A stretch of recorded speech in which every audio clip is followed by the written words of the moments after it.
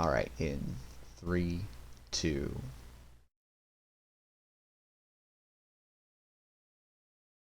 Ed, count us in here with your professional streaming voice. No. I think that you leave the 1 off so that you can have it silent coming in. I don't know. I feel like I didn't hear a 2 either, so that threw me off. What have I got to do? I was just discussing getting an espresso martini. That seems important. I can do really it. important. I can do it. Yeah. Ed's busy right now, but welcome to the one person watching this. This is the Lazy Worm Startup Single-Sided Swiss Tournament. Today casting, you have myself, Zeroth Maxima, aka Phil, the lovely Ed, Hello. Eniteris, the person Hey. who does everything around Netrunner, and Some Jeff. Yeah. Some things. Come on, everything. Sangrin SC, of course, also in the chat, streaming the whole thing for us. Hello, hello. Hello, Jeff. Who is this nerd on comms? You're gonna have to be more specific. There are many nerds on comms. Which This is one? Everyone missed the fantastic pre-discussion of us trying to think about single-sided three-dimensional shapes. What could it represent? So yeah, looking at the IDs today, just GameNet everywhere. Are we surprised by this?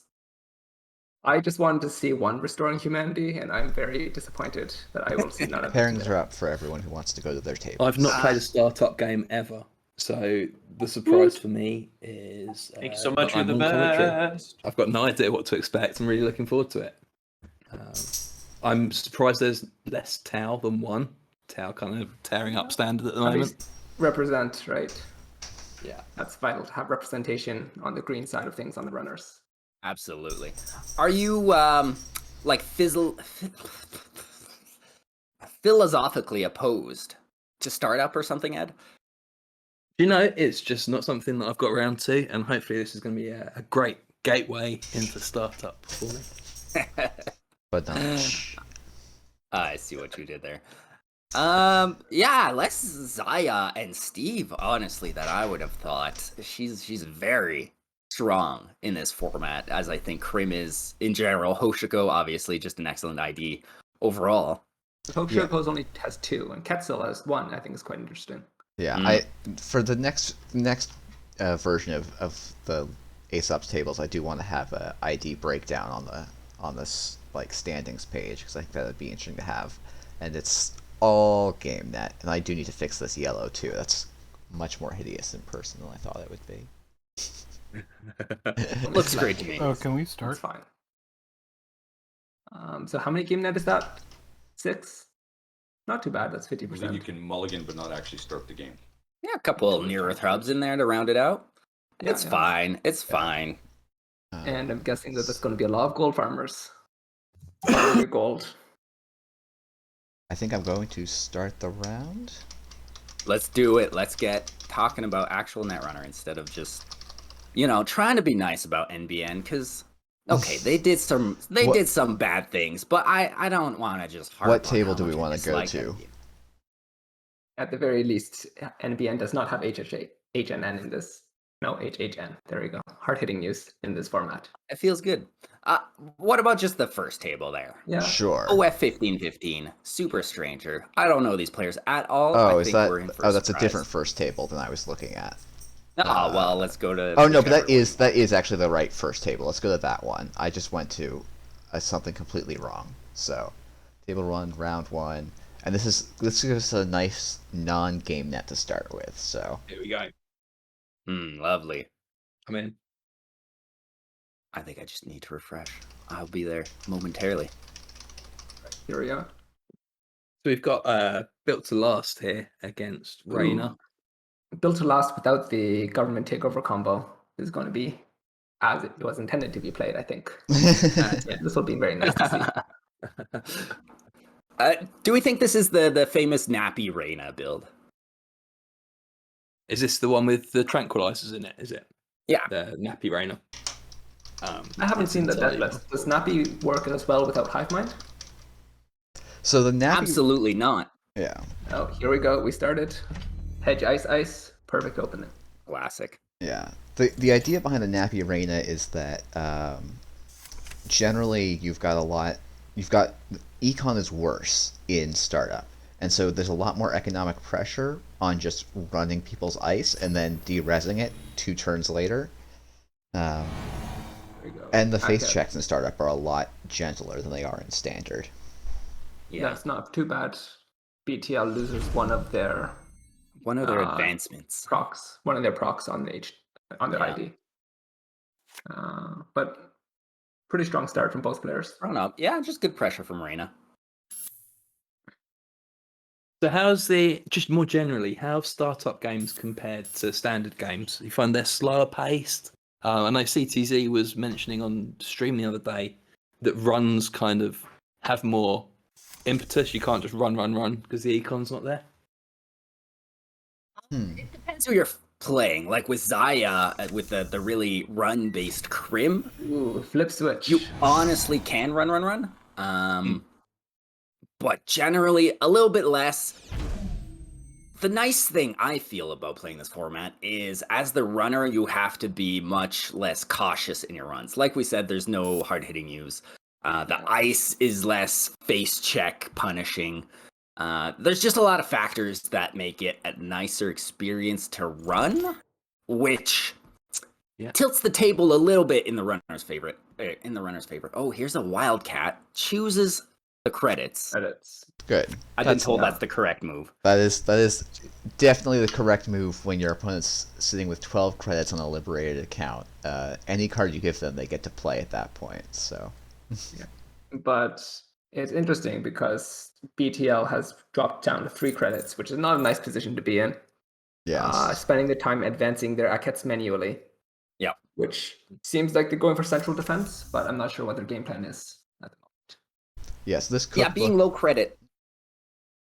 Yeah, it just gives Reina the opportunity to set up here. Like, agendas are going to start building in hand.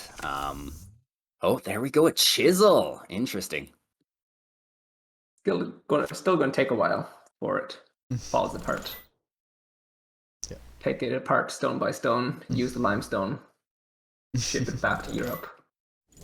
Got to feel bad when you've manually advanced 3 times as well. I'm sorry.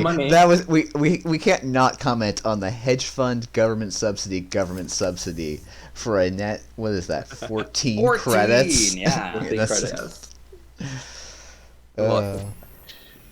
But then my question is whether resing the Aket on that run was worth it when you could have let them have the access and then take the money without clicking for credits. That tells to me that there was something worth defending in HQ, right? Well, no, HQ, yes. It was the R&D res. Yeah. Oh, right. Yeah. I think they just wanted to get the 3 advancements on the Aket as soon as possible. There we go. Okay. Yeah, getting the free advancement is valuable. The question is it so valuable that you want to spend 4 credits and lose your ability to play hedge funds on it? Yeah. No, they managed to bounce back. Yeah. So Iketown's arguably the best agenda for Built to Last, is that right?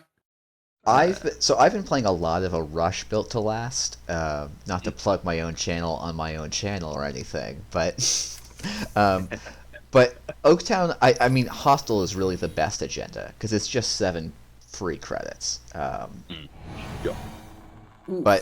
Oaks, yeah, and Atlas is still very good, but.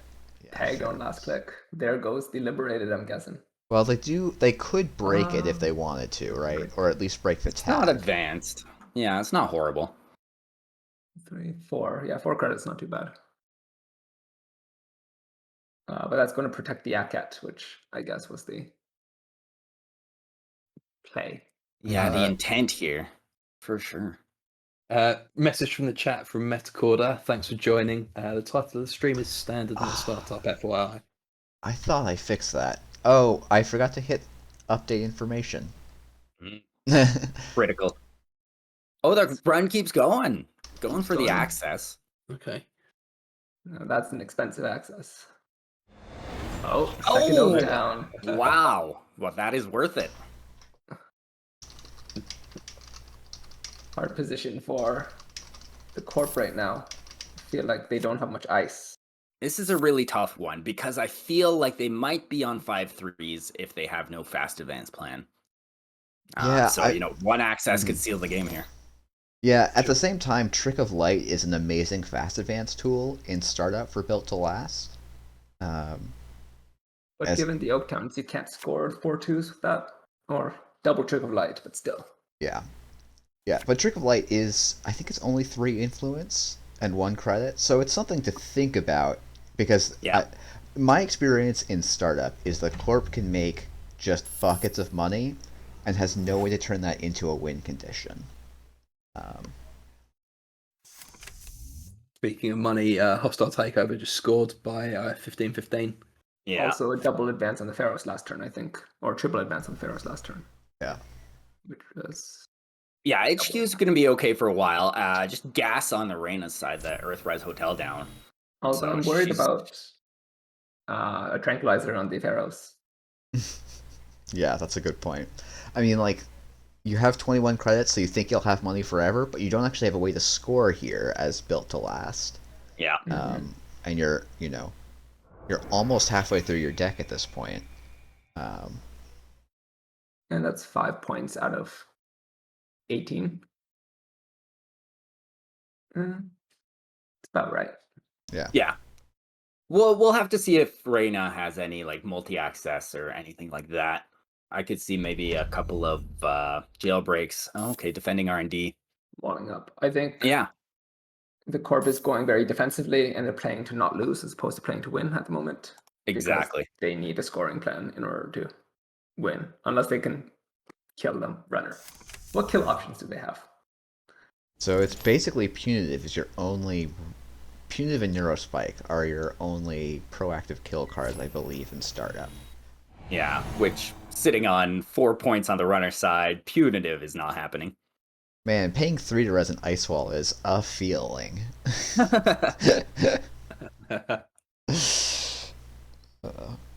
I guess you technically made...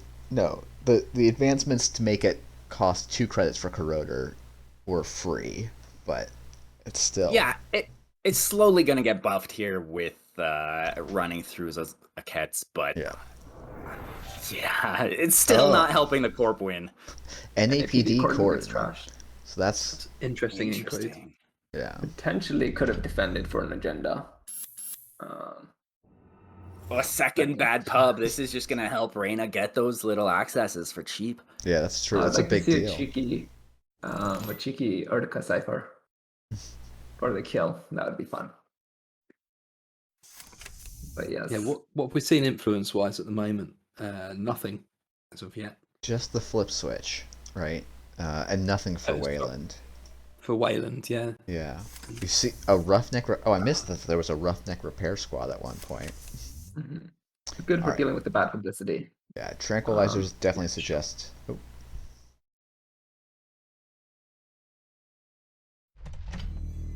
There's Someone a strong Okay. remote. Starting to think of the remote. Yeah. Mhm. I just worry that a single ice remote when the runner's on 2 breakers is just, and probably going to find their third pretty soon is just not really going to be enough. Reina's just tearing through her deck. There's no way she won't find a decoder sooner than later. No, she has the decoder. She has Yute. Right. What Reina needs is Presumably. Yeah, Nacro Mushroom. Yeah, exactly. Reina doesn't have multi-access, so like the single accesses aren't great. It's definitely not a win con, but at the same time, like the Corp is just so close to just losing this outright. Yeah, because I feel like you can keep up the remote pressure, right? You can camp the remote and then just snipe HQ when you feel like it's stuffed with agendas. Yeah, Absolutely. You can basically draw, install your Adore, and then probably just click for credits and win the game here. It feels like, but we don't. This Built to Last could maybe be on Anoetic Void or Manigarm Skunkworks, given the total lack of influence we're seeing. And that might be a way to try and make a remote that's impenetrable. Yeah. Not sure how good Anoetic is at this point, given that they don't quite have the remote set up. And even if they do use the trashing to end the run, I'm assuming that they would have some agendas still built up in HQ that they'd have to trash. It's going to be dangerous because, yeah, they've just kind of been dirtling here. letting agendas build up in HQ. Maybe most of them have been jammed, but I wouldn't be surprised if there's 1 or 2 in there right now. Whereas Reina is just still setting up. Look at all those daily casts. Triples. Got something? Yeah. Screaming. Double install. Advance. I'm going to be predicting a Skunk Works here. I think the Skunk Works works nicely with the NAPD cordon. Absolutely. Yeah, that's good. Nice. Yeah, that's a nice shout. Do you think that Reina should contest here? I don't see Absolutely. why not. Like, there's no. I think 1, there's no scary face checks, and 2, even if there is, that's what Flip Switch can just bail you out. Yeah. And if it's cost you're worried about, you've got 3 casts on the board at the moment. Yeah, again, I think. FAO. Pretty nice. Wow, this is a. That is not bad. Oh, wow. Okay, yeah, nice. Now we're talking. So there's no Reina's just gonna chill. I killer love out at the this. moment. I also, if Reina is running Tranquilizer, Archer becomes a very sad card very quickly. Mhm. And Dodore isn't even that bad at breaking Archer. Indeed, Nice yeah. shot. It's 6 to break. Yeah. Or just 3 with the triple. Kayambe grid. Unexpected. That's a card. Definitely unexpected. I mean, it does combo well with the NAPD cordon.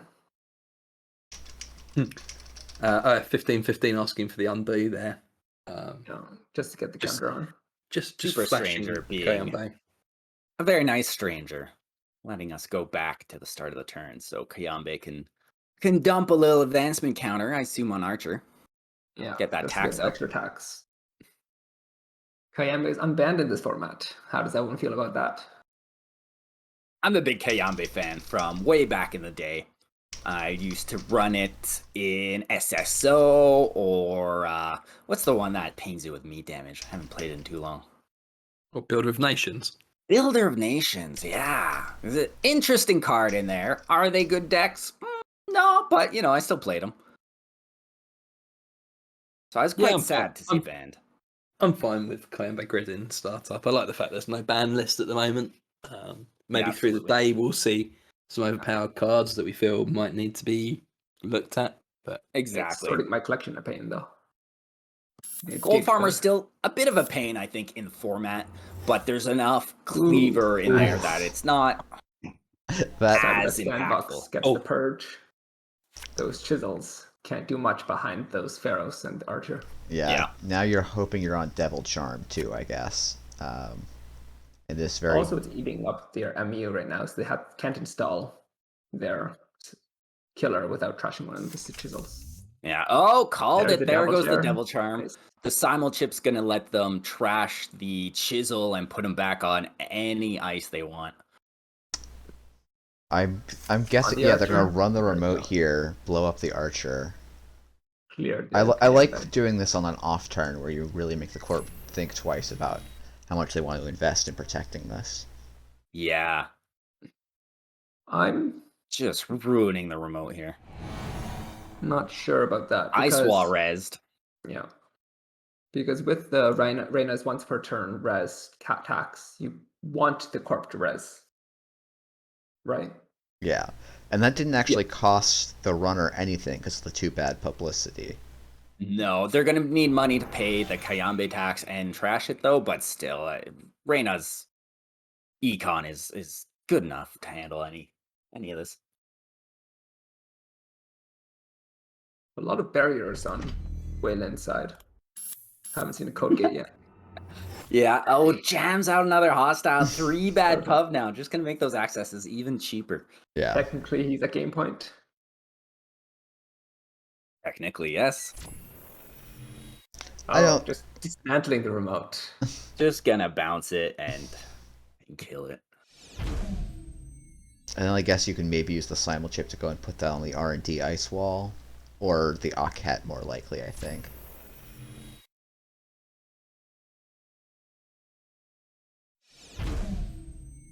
What do we think about this play here from the runner? I'm not wild about it, to be honest. It doesn't feel terribly necessary to me.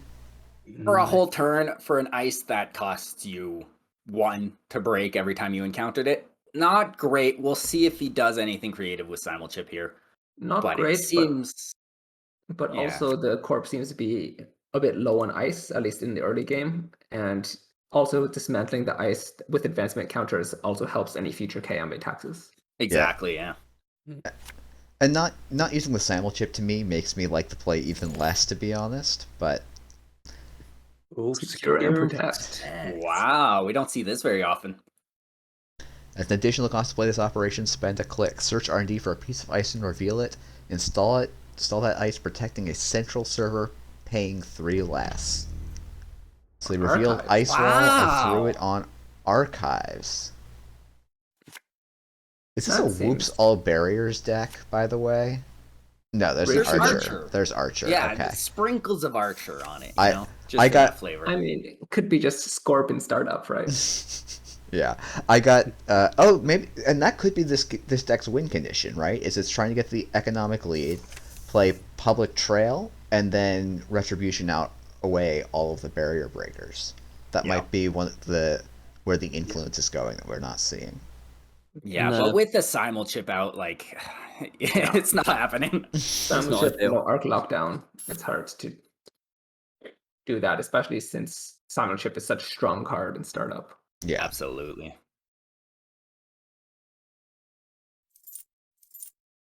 Yeah, so just clicking for credits here, waiting for the corp to make a move. I think, Yeah. you know, if Reina's got enough credits, maybe do a little poke. We'll see if she has any multi-access. yeah, just doing stuff like installing a Devil Charm. That's technically the same thing as clicking for a credit. So, because of I mean- Keiko and Paladin. Why do you think the Ice Wall is put on archives? Are they afraid of a sneak door beta? Maybe. It's really I think it's. not a great move in my mind. I think Sneak Door Beta makes a lot of sense. Mimic retrieval run? Retrieval run. What does he want to get back? Chisel, Probably I a think. chisel, yeah. Put that on server 4 and then run it. Second corroder. I think we're going to see an agenda in the bin here. Retrieval They run won't is be you don't able to access it. Yeah. Yeah, with retrieval. Instead of breach replacement. The raccoon reaches into the dumpster, disregards any agendas, just reaches back into your own filth and picks out a program. There we go. Chisel. Treasure. I guess they didn't want to trash any of their installed programs to get the single trip fire. Yeah, Simon. this is probably the only corp where you feel really sad to be running Mimic because of their ability to play Archer, but actually Colossus would make you sad too. if you Oh, Colossus is very yeah, sad. 7 to res Oh. that Colossus. Not 8? Oh no, there's already been a But res. Cross is unbreakable. Oh no, sorry. They have Mimic. Yeah, Sorry, that and they might also make- and they Oh, also it's have Flubber. Devil Charm. But I think they're Fair making the enough. right call to just not bother Break. it with Mimic. Yeah, the corp can spend their time advancing it even more, and then you can devil charm it at that point, but... Yeah. That hurts. 7 to guess, res, yes. 2 to break is painful. And corp, with the strong econ most of the game, now down to 11, that's definitely concerning if you're sitting there. Yeah, and they've Just got slowly being chipped they away probably at. have one government takeover left in their entire deck and 2 wall to walls maybe as their like econ cards. Government takeover is not in startup. Sorry, government subsidy. Yeah, maybe another roughneck repair squad. We saw one trashed earlier. That might be there. I'm surprised we haven't seen any spin doctors yet out of BTL. True. Because you would think that many corps would be playing that. So, where's all the influence going? We still have not seen any out of BTL.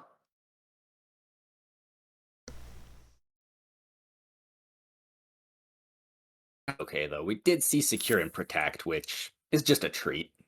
Okay, going for that remote destruction plan once again. Interestingly, 15-15 decides to advance the Colossus anyway. Yeah, which leaves them on 7 credits, which is so such a precarious situation. Like, yeah, maybe if they have an Oaktown, they'll bounce back up quite a bit, but like that's not secure in the remote. I don't see how they win. Okay, going for a big Colossus play. Down by Colossus. Colossus is now safe from Double Charm, I believe. No, not yet. Not almost safe from Double Charm. But yeah, that's the thing with Colossus. It scales infinitely. As long as you're willing to continue to invest the investment tokens. Yeah, but You is can it get out of range of everything. how much does that helping you at that point? I guess. I guess It if you're becomes opponent, unbreakable. yeah, if it's only mimic, then be an issue. Is there actually enough influence left for Tranquilizer? Are we talking 2? I don't think so. 3. Yeah, there's 6 on simul chips, 4 on forge activation orders. There could be 1, I think, if I'm counting correctly. Okay, going ahead with trying to lock the runner out of this remote. I mean, it's not that bad of a plan because you could just bait them to run on anything. You can It's crash. maybe their best plan yet, but it's not great. here as the runner, do you just start running HQ? Yeah, they have 10 cards left in R&D. HQ's got to be full of agendas.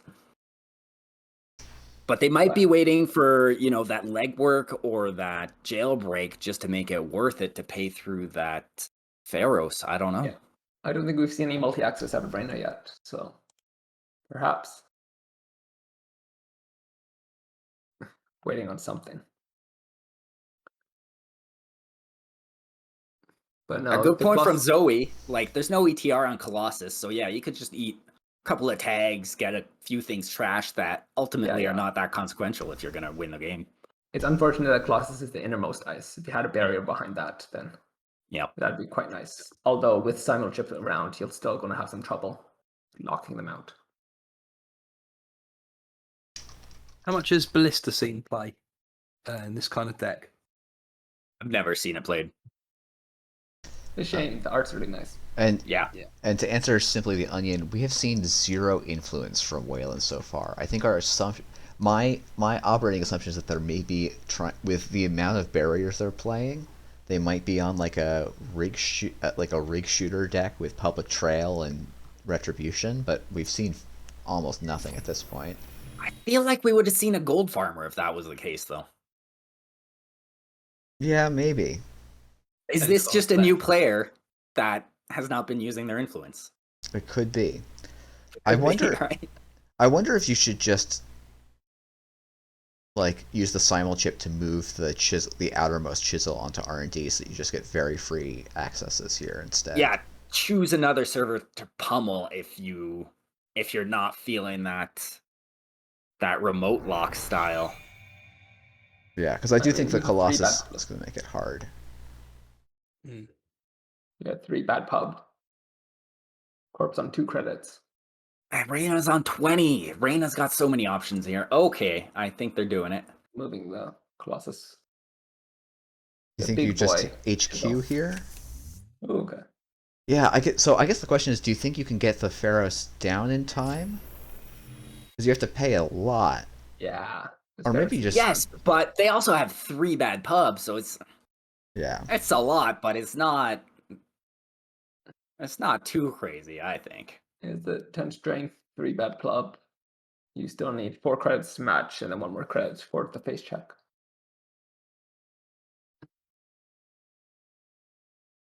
It just depends where the agendas are. And I think HQ's a good call here. Yep. Well, There's one. next. And I think you probably can just click for some credits now. You're not under really any pressure. There's a corp here, maybe a purge coming up just to delay. Oh, they're just going back for it. Nice. The Corp does have a scored Cyberdex, which will give them credits for the purge. Yeah, I guess you do want to do the 2 runs this turn. I might just break the Pharaohs and then go back in, not bother to break the Aket. Yeah, kill the Pharaohs. right off the bat, but maybe they just want those accesses just to close out the game right now. Yeah, that's fair enough. Mhm. Do they have another chisel in the heap? They do. Okay. Okay, yep. Yes, they're a little. Obviously, I think they would have preferred to have done this earlier. Thanks to everyone that's joining. Simply the Onion saying no leech from Reina so far. It's quite surprising, I suppose, in this list. It's good, but it doesn't actually combo with chisel, right? Yeah. Oh well, No. and there we go. There we go. And Yep. Yeah. winning agenda. That's the game. Closing it out. And Third Oaktown. got 11 minutes, but I think that might be one of our last tables. So that was a runner win. Cool. Felt like Reina pretty much had that one under control the whole time. Agreed. Yeah. The missing influence will remain a mystery. Yeah. We'll have to catch another game from 15 later to find out what that was. Absolutely. 66 and no, sorry, 116 and 127 credits gained. You couldn't tell. That seems like a standard stat line. Mm-hmm. I think one more important thing to mention here is that pants should be banned. But I'm looking forward to the next game. Yeah, I think there's only one table left, and I think there's only. Let's see how much time is left on the round. It should be. Okay, 7 minutes. So that we can maybe catch the last of that game. So that's going to be table 5. Cool. Skipan versus Go Hawks. Yep. So we got Steve versus Near Earth Hub going on here. I don't know. I think Pandagraph is good enough that doesn't need to be banned. You'd be surprised. You'd be surprised. Steve, great runner in the format, I think. Near Earth Hub, quite good as well. Did Go Hawks do quite well in a recent tournament? I feel like I know that name. They did pretty well in the standard tournament I ran 2 weeks ago. Okay. Yeah, sure. Double security testing. I'm interested. Is Go Hawks aka net jogging? No, Go Hawks is. I don't know if they're that active in other parts. They are OS everything. Okay. Is their like Discord handle? Yeah, they came actually in second in the standard tournament I ran 2 weeks ago. They even took a game off of Whiteblade. Oh no, sorry, they did not take a game off of Whiteblade. They did take a game off of Analyze Chris, Shiga. As sort of, I'm just looking through to see if they have any other Strong players, regardless. Yeah, very strong players. Yeah. Oh yeah, and they took a game off That's No Mun, who also took a game like they beat some very good players 2 weeks ago. Yeah. So Now this is an orphaned boomerang, right? We don't see any Yeah. bees. this does seem So to be an an ice orphan. must have been trashed. The one thing I like about restoring humanity is that you can just overwrite your boomerang to ice, and if they're face down, then you get your bonus. Mm. Makes a lot of sense. That's your restoring humanity tip for the day. Getting that sec testing $1 for running. Stacking that penny shaver money. Yeah. It's interesting they spread the sec testings over 2 servers. I mean, just getting penny shavers and sec testing money, because you can't stack sec testings. Mm-hmm. Yeah. They're both That's replacement the replacement effects. effect. The replacement effect. Ooh, trash sense. Yeah. Sure. Yep, I think Big that makes trash. sense. Now that's doesn't feel good for the runner. It doesn't, but I also think you can't, like, You can't, especially with when you're low on time, letting them score easily is going to be well. Cool. Well, sick. Misplay from Near Earth Hub here, not making a new server. Agreed, yeah, but For the draw. I see. well, License acquisition gives Sansan back, yeah, it's pretty rude. Pretty rude. Free res Yeah. feels good. but they also have another Sansan in the archives, so that's 2 of the 3. So maybe Steve is able to get rid of all of them. Yeah. He definitely could, with that double security testing. He could go back in there, spend, 3 clicks of his turn, putting it down and going low credit. Does that expose him to Losing the game, maybe, but you definitely do slow down Near Earth Hub without that fast advance potential. Yeah, I do I'm wonder gonna if you send should a be. question. It's 21 cards in the deck, 5 point scene. I feel like there's got to be some agendas in HQ, though. I guess DBS has been going, so that's not true. Yeah. But the question is, slowing them down worth the risk of possibly getting public trailed into what? Retribution? Well, that's the thing with Public Trail. Like, you get a tag here, you know, if they trash Steve's security testings, or it doesn't matter. Retribution, maybe, but Steve's still on 24 cars. It'll slow him down for sure, but it won't stop him. So I keep saying this, and then I'm like, I keep seeing people do something different, so I want to check myself. If you take the click for a credit action, you should click the penny shaver always, right? Absolutely. Okay. Every time. Oh, I have to zoom out because this is Near Earth Hub. Yeah, because, like, technically the bad case here is Public Trail Retribution hits your penny shaver. Or I guess your corroder, technically, but... Retribution can do hardware? Yep. No. That's news to me. I'm pretty sure it can. Let me double I don't think check. I've ever been retributioned. Maybe I don't play enough. I don't know that anyone has ever, but The potential is there. the potential is Interesting there. choice to check server 9 after getting the security testing credits. Because given that it was installed in naked remote, you would think that it's not something that the corp wants to keep, or it doesn't mind you crashing. Yeah. Yeah. You can always be sneaky, though. You can always be sneaky, of course. Yeah, I mean, you don't need to mind games when you're up a...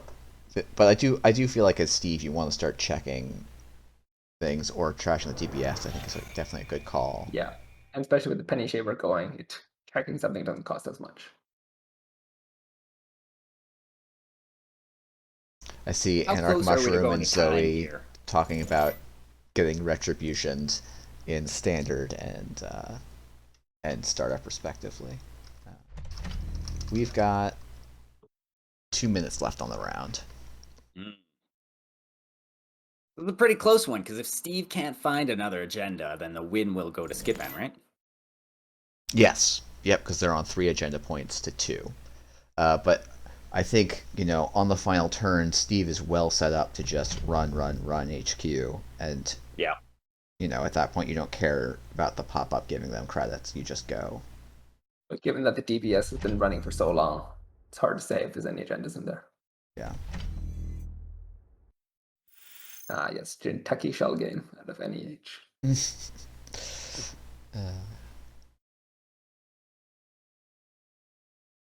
Choosing those easy servers for the security testing. Yep. Click for 3 2 isn't... clicks for 2. Yeah. It's like 3... Feels good. Yeah. Big Server old penny 5 shaver. looks like it should be checked. Inside job. I like the Ooh. inside job. I think I've been really enjoying the inside job criminal, inside job and boomerang as my criminal breakers for remotes. Oof, that's a big steal. Oh, no. Morris headline. 4-3 now. Yeah. Yeah. Yeah, so Steve is pretty happy here. I think they can. They can chill out for a little bit. Yeah. Yeah. Simply the Move Onion tags. asks if the ice suite indicates a fully operational plan. I don't think it's likely because we've seen A lot of influence. Biotic Labor as a big influence sink, and Fully Op is also a big influence sink. Yeah, Maryland's as well. I mean, it's And just a red one, level. Yeah, no, there's 3 there's two more in the bin. So 3. right, that is. Yeah, I think we're just seeing ice on the remotes right now because Steve was threatening with the security testing so well earlier in the game. So it does look like a fully operational setup, but I think that was just a consequence of Steve having this fantastic remote pressure to really punish those open remotes. And time on round has been called. Yep. Yeah, So I mean, I think this is the turn as Steve where you probably run R&D just to make sure there's no crazy top decks. Yeah.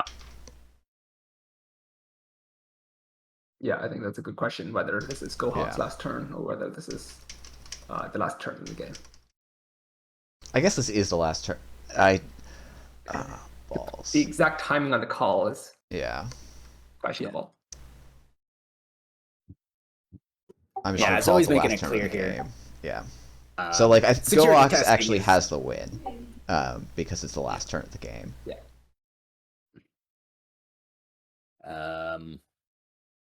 Skipan doesn't get another turn here? I guess so. I guess no. I guess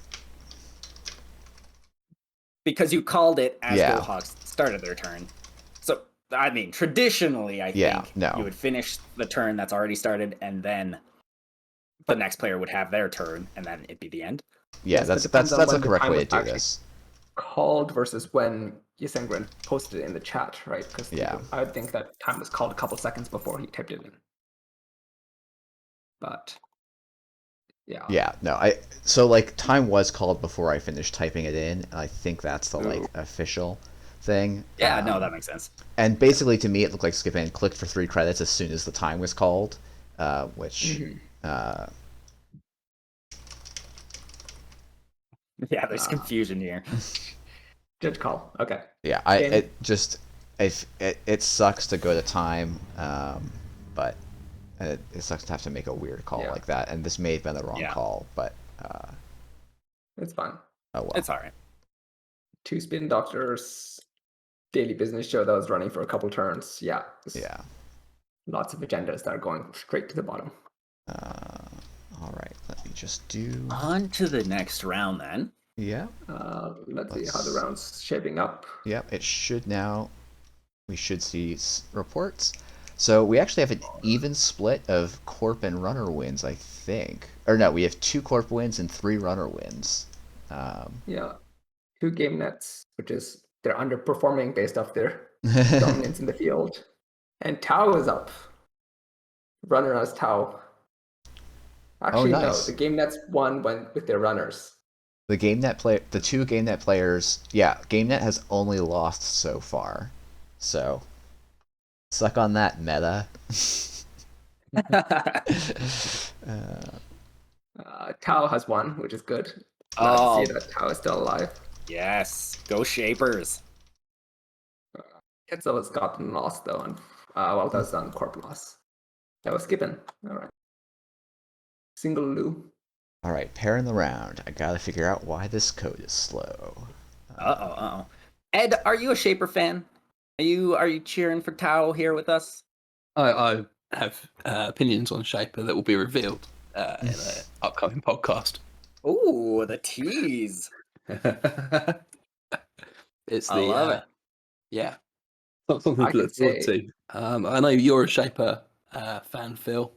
I do love the legendary Shaper. fan.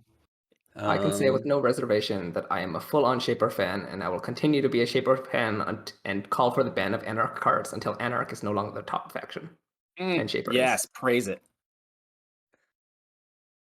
I mean, surely that's quite a challenging statement for a Shaper player, having relied on the crutch that was StimHack for so long. This is true, but and the flip side of the same coin, you know, any nice toys that Shaper has ever had, who's broken them? Anarch. Lamb is fine in Shaper. Anarch just busts it. No one gets to play with it now.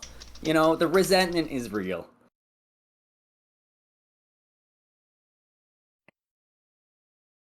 While we're between rounds here, Yeah. I just want to shout out Eniteris, doing some Yes. fantastic work on the Katara project. If no one's seen this, go check out the GLC channel, Katara project.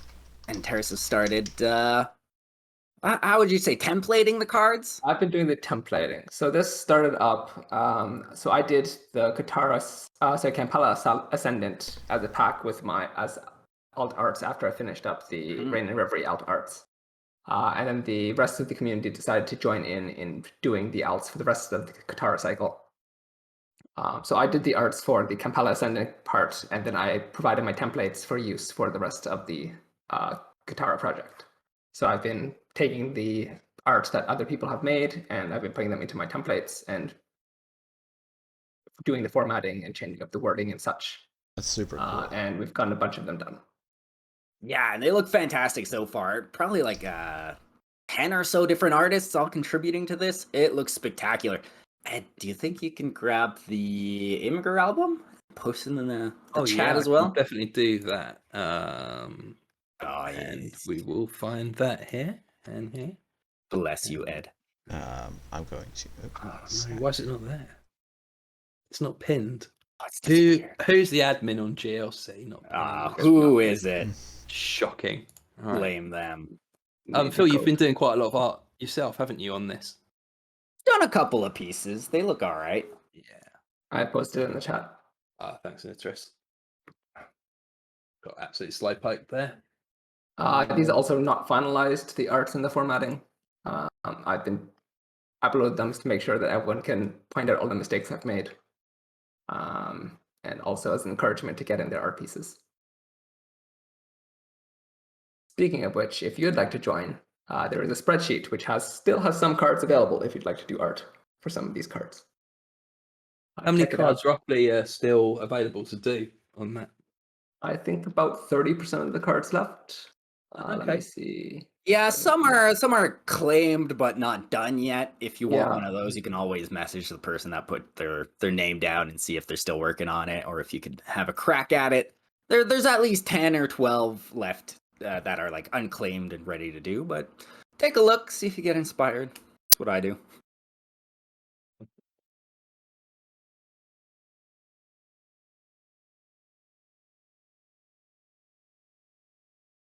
Yelling always Enjoying the solves a stream. lot of problems. Good turn. Thanks, everyone. Sorry, no, please. There was a I was just going to say thanks, everyone, for small joining pairing the hiccup, stream. but everyone should be able It's to round create one and join of their 6. tables now. It is single-sided Swiss, so we're going to get to see a lot of different matchups today. Sorry, Quite it's a round yellow 2 of top 6 side. now? Or this- Just jumping into round 2. Yeah, we've just done Yes. round 1. Jumping into round 2. Quite a lot of yellow on the corp side. And on the runner side, red and blue. Which really Splash surprised green. me. So we do table 1, you versus Cable Carnage. We've yet to see either of those players. Who, me? Sorry, Phil. You said I'm playing Cable Carnage. You. I said you, not you. You. Ed, you had me going there. I was trying to figure it Who's out. on first? Oh, jeez. Great username. Confusing everyone out here. Is the game up? No. It's refresher browser. It's there. We're just watching. Perfect. All right. Anarcho's saying, I've seen Cable's runner deck. It's spicy AF. So we've got 2 tables Well, I up. think we're in for a treat then. Yeah. Hoping that we get some more of the tables up. It's spicy if it's not shaper. Maybe 2, 3, 4. Okay. Asking the real questions.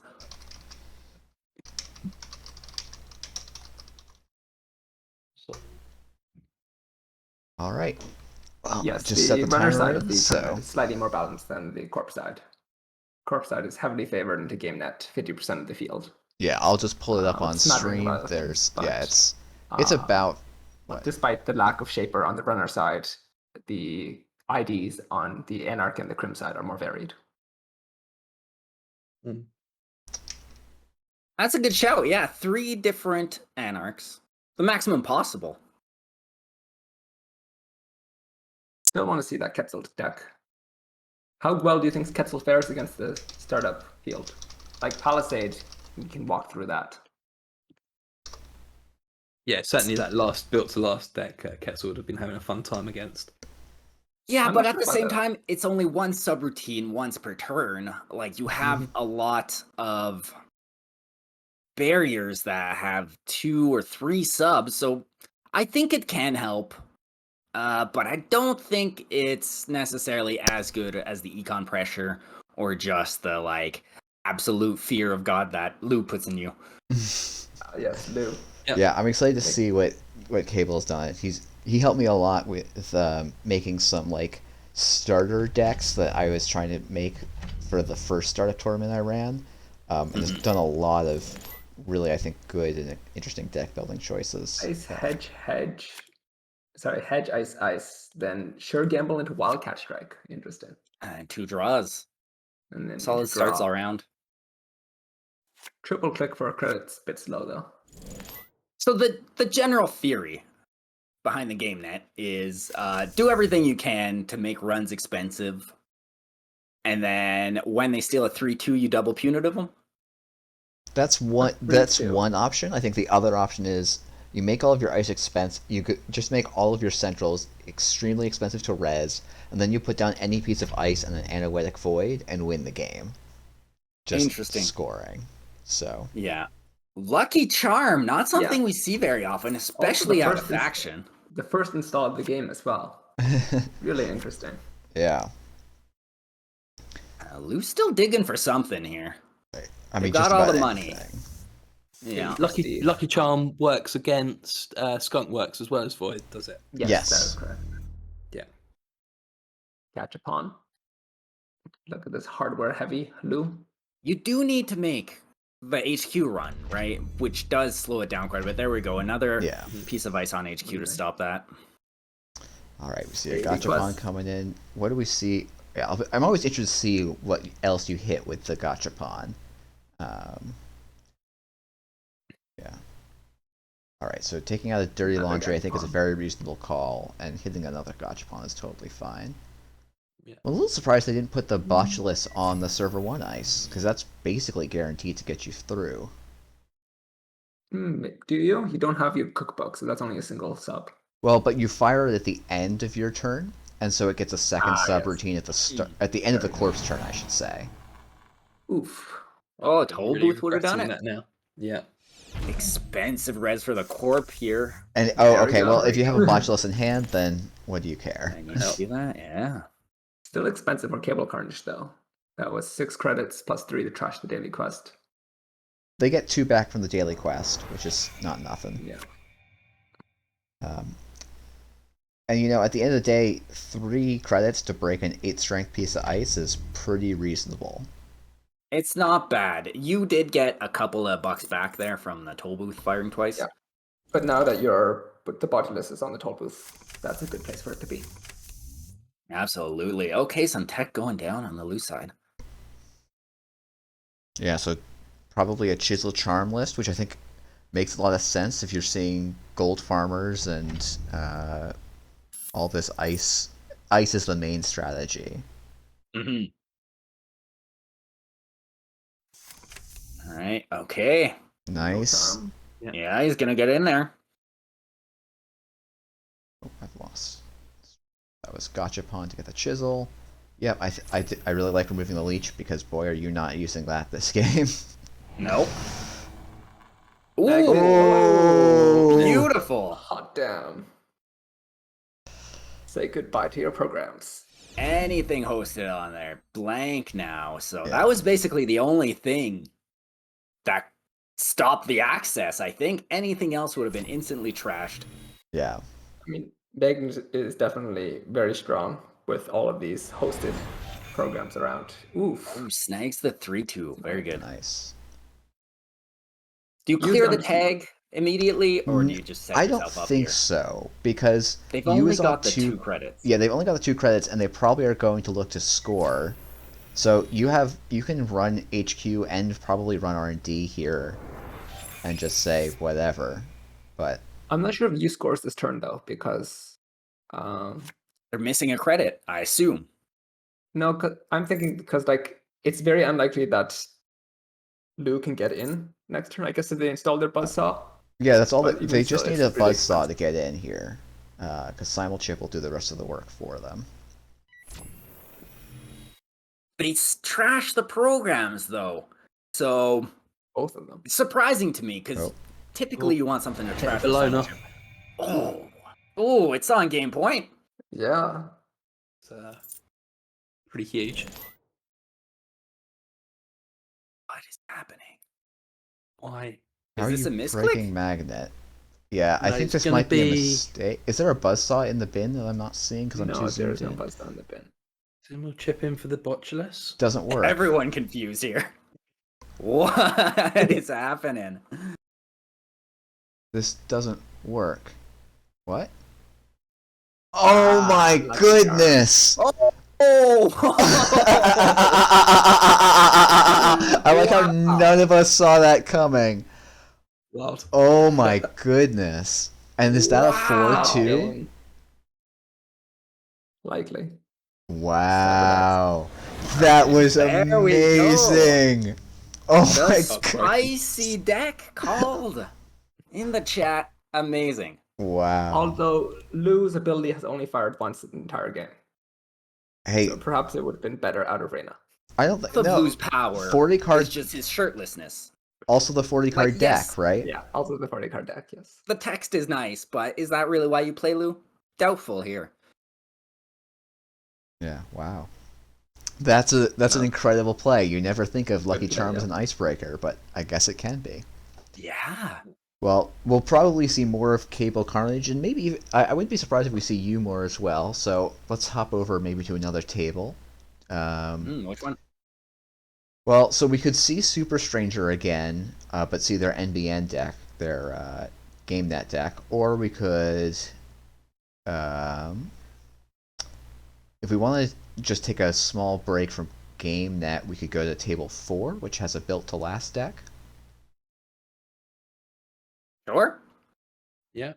I love me some Whalen. Soaps versus OF 1515. Of 1515? Oh, yeah. We'll see. Okay, Game this points. Hoshiko deck has influence, so confirmed. OF 1515 knows about influence. That's a good point. Yeah, 2 Penny Shavers. A nice use of influence in Hoshiko for sure. And we've joined in a very critical moment in this game. Yeah. Corp is on Yes. game points with a face-up Oaktown renovation. If they can OF score this, just that's started the their game. turn. Yeah. And there's OF starts the turn. If you don't Really? steal this turn, then that's the end. okay. Chisel as your barrier solution. Boomerang on the outermost. I like this. Overclock. You really have to hope that second ice is not a Ice wall. ice wall. Yeah, a barrier of any sort. A barrier. I mean, so I think it's Ice Wall or Rocket are probably the only ones that can be advanced. Ooh. Oh. Looks like lives to Colossus see is another day. fine. Yeah, no, you could still get in through the Colossus. Yeah, no, this is perfect for OF 1515. We have a little bit of a game we get to cast here. Mm-hmm. And I guess you can even trash the Sandstand with the Overclock credits here. Overclock and Bad Pub will break. Yeah, He'll do breaking some all work. that ice costs Yeah, that's reasonable. no real credits. No, Just the Overclock it's the credits. problem being loaded up with Bad Pub. Yeah. Starts And hurting. of course, 15's got 9 credits on the Penny Shaver as well. Yeah. But Hoshiko still doesn't have their Fractor out. And Is it in depending the on whether or bin? not they It can is not yet, so yeah. how long they can It'll get stay dug up eventually. without it. We got 2 vans ticking, software distributors. Yeah, I Don't was see that too often. you don't see this card too often for sure. Love the art though. Love Oh, the yeah. art. It's also a one-to-one reprint to the original Netrunner card. Yes. Also featuring a van. Yes. Although that guy sells you viruses. Yeah, I mean, ticking for 5 start a turn isn't terrible. It's just, you Yeah. know, you spent a lot of clicks to do that. But But- Soaps is just sort of gaining money and not threatening the runner right now. And this is really the problem with the format. There's not a lot of proactive win conditions you can have as the corp. So you're a little bit reliant on sloppy play from the runner a lot of the time. And you know, when you've got this board state like Hoshiko, like there's not too much you can do. So, you know, bluffing is one part, you know, if you have traps you can advance, but in a Wayland deck that seems unlikely. Yeah, that's No, why I- I'm going to keep talking about my Trick of Light, because it is a proactive win condition for Built to Last. Yes. I don't know, I think things like Anoetic and Skunkworks are some degree of proactive for the corp as the win condition. That's certainly Absolutely, true. yes. But it does require quite a bit of setup to, slam a couple of upgrades down and then get your agenda rolling in there. I mean, it is on game point for both players here, so if they can sneak one out, they might be all right. Hoshiko digging hard, I think, for the Fractor. I think most of the core proactive winning plans traditionally were just kill plans, right? Mhm. They take trace and tag, and then they bag you afterwards. And given that it seems that Gateway has stepped away from that kind of win condition, I'd be very interested to see what happens when Simon Chip rotates out in startup, because then Retribution gets a lot stronger as a threat. Absolutely, yeah. Yeah, though. This Wildcat Strike here is interesting. I don't know what you'd choose. You always give. You want the money much more than you want to get because you don't want them to draw their Fractor here. And if they need the cash, they've got 11 credits on the Penny Shaver. I mean, Sure. depends if you're at game point or not, I guess.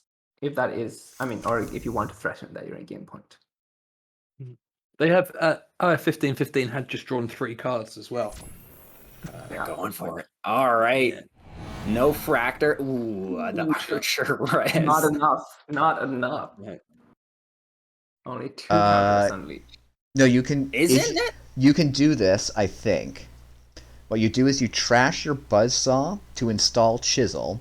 On encounter, Chisel lowers the strength to 5, and then you leech it down to 3, break it with Mimic. OF doesn't see the play though. Let's Archer Fire. It's not like it's I don't know, maybe this is my shaper brain where you just you just gotta look for plays like that, but with the simul chip out, you gotta consider what's in your heap. Yeah. And that's 6 points. 6 plays 6. How 6 much on left in the 6. round? There's still time in the round, isn't there? Oh yeah, there's plenty of time. We got almost 20 minutes on the round still. Unfortunately, there's no Gentleman's Apocalypse for the last point. Soaps is going to be looking for their last hostile here, I think, just to close it out. Yeah, so I guess I don't know so like in the decks I have, I'm not running any 5/3s, so I only actually run 2 hostiles, but 1 5/3 might mean you go to the 3rd. Reinstalling all their breakers, Hoshiko is in a great position.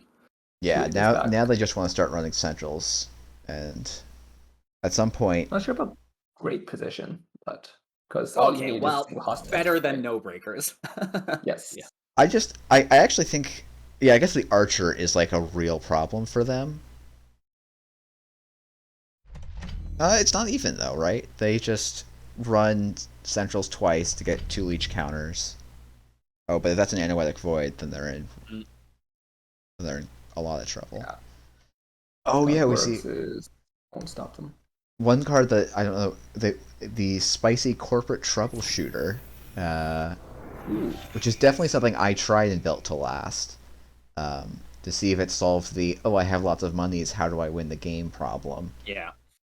Unfortunately, stuff gets broken by Botulus and Boomerang so often that it's not actually worth it.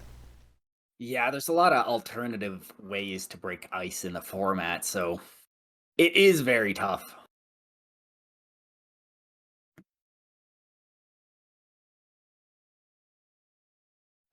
But you could, since it depends on when they can install the Botulus, right? If you can target your corporate troubleshooter on a piece of ice after they get the Botulus installed. Yeah. Yeah, I had an interesting game where there were some mind games about it, and then I realized, like, oh no, there's actually no way I can... It often can end up that because they always get the pay-to-ability window after you, you have to sort of be locked... There have to be 2 ice that they have to break with the botch. Like, you have to be in a very weird position for it to really be particularly it could be that. But they're going for it here. OF is sitting on so many credits, 28. Do you do those archives runs, or do you run HQ? I guess checking R&D is a bit dangerous because you're buffing up the ice that's Yeah, but they're not going to break it anyways, right? So I think checking R&D, checking HQ here would have maybe been a good play just to try to snag that last agenda before this desperate last run on the remote.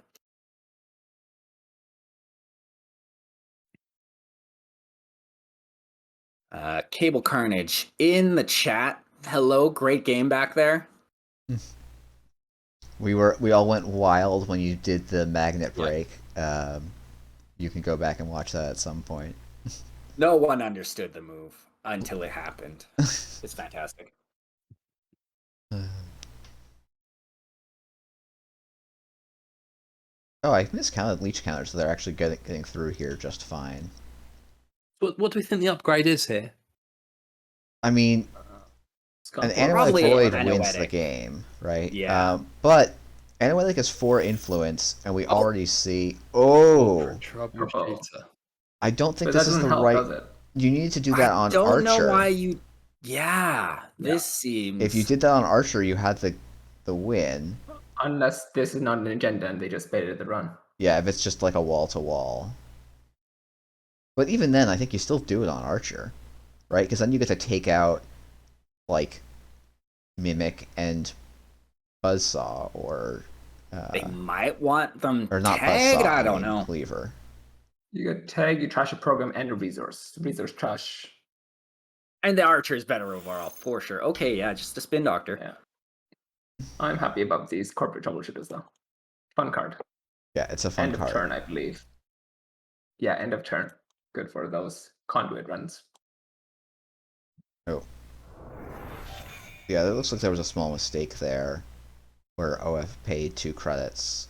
But they might have even been bad pubs, so I'm not that worried about rushing in to try and fix the board state. 2 Mimics in the bin, so it's looking bad for killers. Yeah. Hoshiko. I wonder if the Hoshiko should have used their simul chip there. Yeah, just I to think get that it would have back been a good for call free. just to, yeah. Because now they have to find another program to install. I think they're running Botulus. Like, if you can boomerang the Archer, Botulus, the cat. Yeah, but Archer has 3 relevant subroutines, so I don't think you can just botchless it. Not really. If you can simul chip the Botulus in, I guess. But yes. Okay. That smells like an agenda to me. Yeah, Yeah, I think I would probably try to look at R&D here, because I think that's the only... You're not getting That's into the server easiest 2. to go to. Yeah.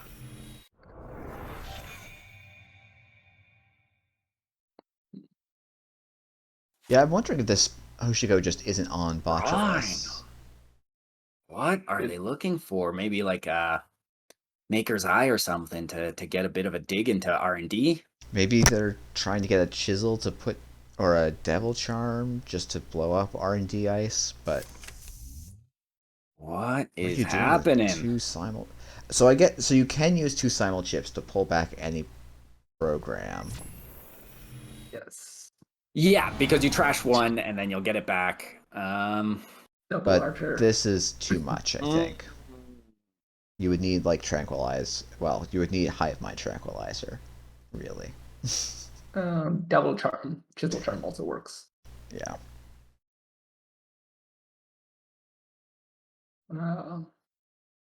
Yeah, and especially with those double sprints, I'm guessing all the agendas are in R&D, except for the one they need.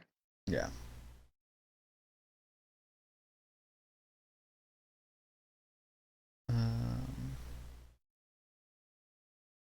OF15, I think, hitting Simul chip when they didn't really want to. Yeah. We'll fix the board state here. Yeah. That's not touching the Salmon chip. Yeah. Oh, so what they're probably going to do is lower the strength with Leech. And then Salmon Then chip trash Trash the the leech. Leech.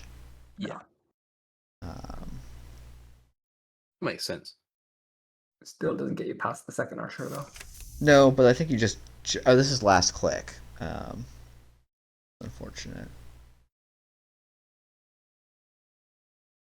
Are they jack out here? Okay, yeah. So Yeah, so That's technically that was an illegal play, but I don't think it's going to end up mattering. In this you're letting it slide. No. Oh, It's also... very nice of you. the etiquette feels weird. Like, as a judge, you wait to be called. I think Is technically. it a legal play? Because they just undoing the No, core because he state without didn't. He didn't changing trash a anything. program to use a simul chip. Yeah. That was the issue. Yeah, it was But over then anyways. didn't pay the cost. Yeah. But yes. Above the law. What do you Yeah. guys feel about the limit 1 per deck 3/2s? I think they're nice. They each have strong effects, and I do hate balancing things around limit 1 per deck, like these agendas or DJ Fenris. But I think they work quite well. I think the one per deck thing's good in that you can have a little bit of spice or variety in a list, and you can add a powerful game-changing effect on a card without having to overcost it, so it's unplayable. Probably applies less for the agendas, obviously, but I think there's a place for one per deck. I also like that they were able to introduce another 3/2 without giving all factions another suite of 3/2s. Yeah. Although I know that some people want more 3/2s in the game. Yeah, I'm a big advocate for more 3/2s. I've also jumped over to table 3 because we actually still have 15 minutes on the round. One of the interesting things I'm finding running these starter tournaments is like one game will go at a time, and like everyone else finishes in 10 to 15 minutes. Yeah. Which... And we got certainly a glacier on this GameNet side, haven't we? Yeah, we were talking about Glacier. Here we are. That said, like R&D, like it looks. Oh no, never mind. It looks intimidating. It's not. Like, right, the Corp has paid a ton of money for this server, and it costs very little for the runner to break. It's all very cheap ice, Other than maybe 30 FTP. credits and these servers. Oh my god! Another one going on top. Just tickling that Rozeki. That outside pop-up window cost 4 to install. It feels, I don't know, it doesn't feel great, but oh hell, you want to get that econ advantage, right? Double subliminal. GoHawks is on 25 credits. Like, he's all right. He's all right. Yeah. I mean, no surveyor in this format, no city or adaptive barrier, no Ginger City grid. So you can't exploit the most out of these giant ice towers. It's fun to see them, though. It is definitely fun to see them. Pain to play IRL, though. Yeah. Wait, so this is... Gotta get those extra long tables. I'm surprised by Zahya's board state here. It looks a little bit pitiful compared to the corpse. Not a lot going on, is there? I looked in the bin. There's not a lot that's been trashed either. Yeah. Yes, there's a lot of econ. There's probably 2 daily casts sitting in the runner's deck. 3 bravados down is sad to see. Very little influence spent as well. So I wonder where that. I wonder if that's going to be on legwork or the Maker's Eyes. What is GoHawks looking for here? Another 3/2 to close out the game. Like, he's got this massive tower of ice. Zahya's only on 8 credits. I was going to say Anyway Like Void, but they probably have it in server 1. Maybe they're just digging for their last agenda. Yeah, I mean, it's given the look at the agenda. Sorry, the ice that they have rezzed. It looks like it's relatively porous, but I'm assuming that they put more of the heavier ETR ice on the scoring remote. Mm-hmm. But yeah, that daily quest is being unchallenged, which gives GoHawks all the money that they would ever need. Infinite money, basically. Yep. Yeah. This is one of the reasons. So like, it's way too late for it now. But this is one of the reasons I really like having both Boomerang and Inside Job, because it slows down corps if they have to triple ice. Like, it just slows corps down too much if they have to triple ice everything to make a remote. Mm-hmm. But for double ice, you get a couple of like just absolute face rolls, basically. Yeah, especially with the Botulises as well. Yeah, another way to get around ice. Yeah. Oh, that's a good call. I guess that's where the influence is going. On the Corp having drawn up an agenda here and gonna go for a little check. I don't like this check because you're not going to have enough money to steal a Bologna. So I guess if there was a Bologna in hand, it would probably be in server 1. Well, what the heck just happened to that Rozeki? Ooh. Oh yeah, because there's no console installed, so it's just saying goodbye. Yeah. But- Yes, the subliminal And message. Muse. Yeah. Yeah, but I don't like this is I was talking with someone the other game, or the other day about a game where like, oh, they installed an Anacam and then didn't use it for until 3 turns later. And this sort of feels like how the Spotulus is. You don't need to install it this turn if you're not going to run till next turn on it. Absolutely, yeah. So it's just Or one of you those, overwrite the other one. Are you really going to run R&D again? yeah. Not looking great right now. Unless you want to do multiple runs in one turn. But yeah, that seems unlikely. Yeah. Looking for credits here. Boomerang. Going for it, I guess. Okay, yeah. So we're going to see 3 cards here. There is a chance for a snipe. So they'll lose 2 on... They're not going to have enough to steal 3 on Boomerang Toll on Booth. this. Yeah, Because it's so going to I- be... They're spending 7 credits to get in, basically. I mean, I don't think you have a choice here, right? No, can't absolutely challenge not. No, you're right. You have to do this. Yeah, but this- I'm just surprised it didn't happen last turn. If you were going to install the Botulus, should have been last turn probably, but...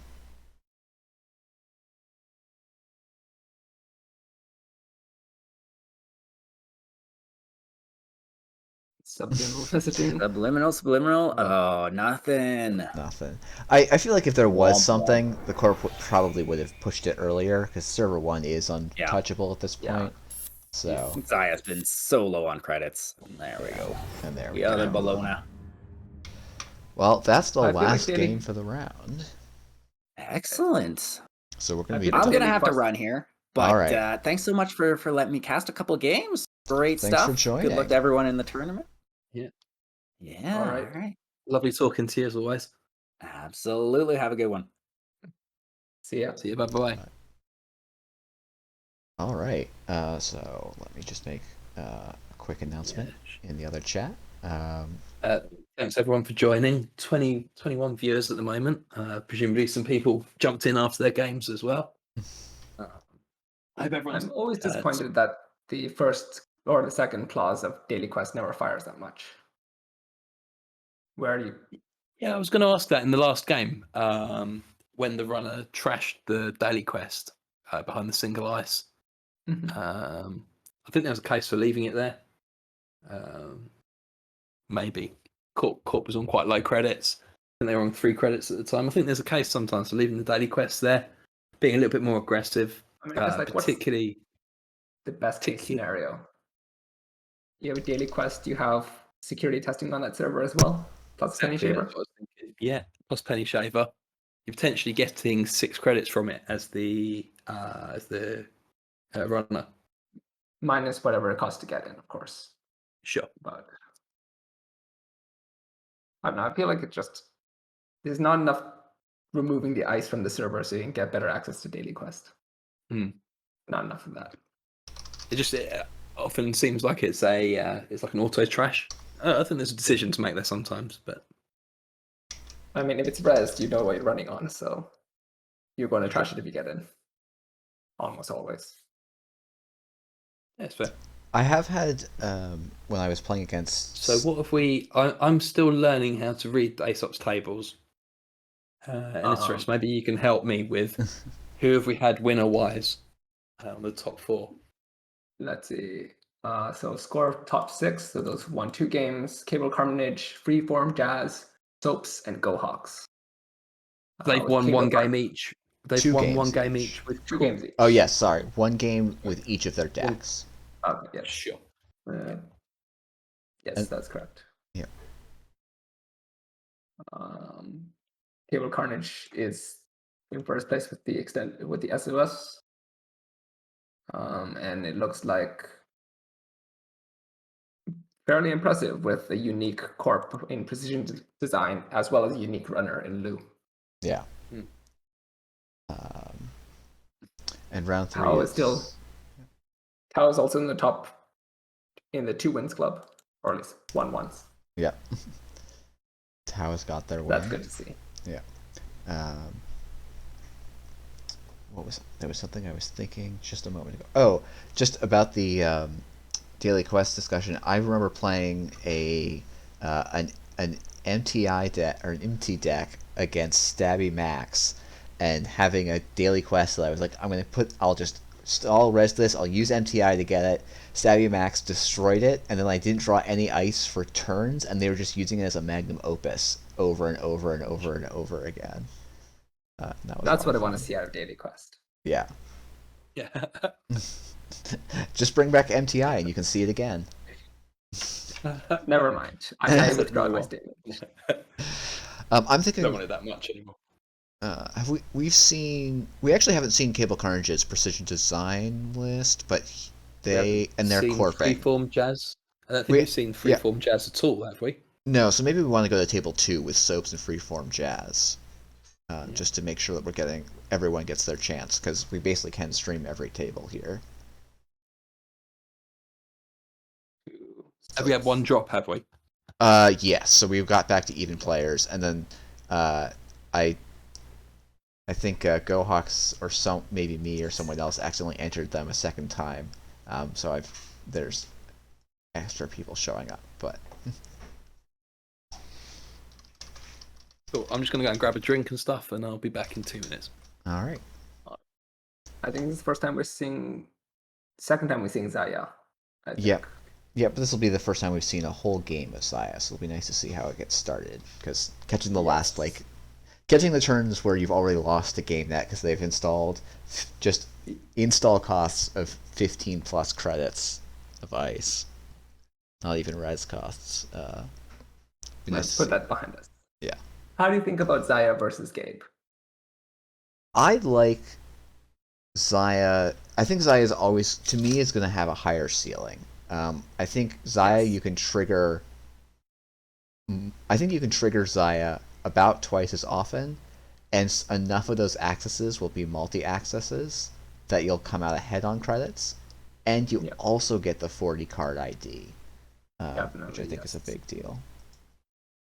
And there's just lots of small synergies as well. As Sanjay says in the chat, Miss Zahya is sick. But I don't know. I feel like I really liked the criminal HQ focus as their identity idea, and I know that Nisei is stepping away from the specific centrals for specific factions. Yeah. Which Zahya is definitely an example of. But I just have a soft spot for Gabe and his single-minded dominance on HQ. Yeah. No. It'll be interesting to see how the game evolves as we try and be like, okay, we're not just gonna have the HQ faction, the R&D faction, and the OP faction runner side.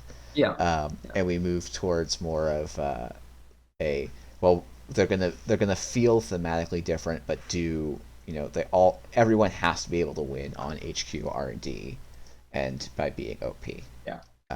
It's like Shapers will feel like Shapers, Anarchs will feel like Shapers, Crim will feel like Shapers. It'll be a good time. Hopefully we don't make everyone feel like Shaper. I don't know. I think Shaper's the most fun deck. I mean, Geist, great fun. Oh yeah, for sure. No, I'm a big Shaper fan, but I know a lot of people don't. A lot of people would be happy to play Regval v CTM forever, and while I think there's something wrong with their brains, we should make sure that is something that can happen sometimes.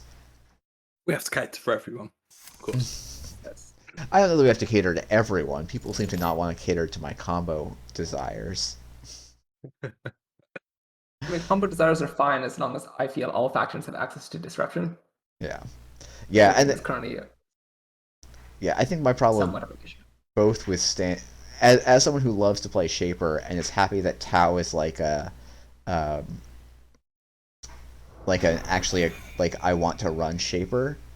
I'm still a little sad that there's really you have to splash Imp to have any hope in metas right now.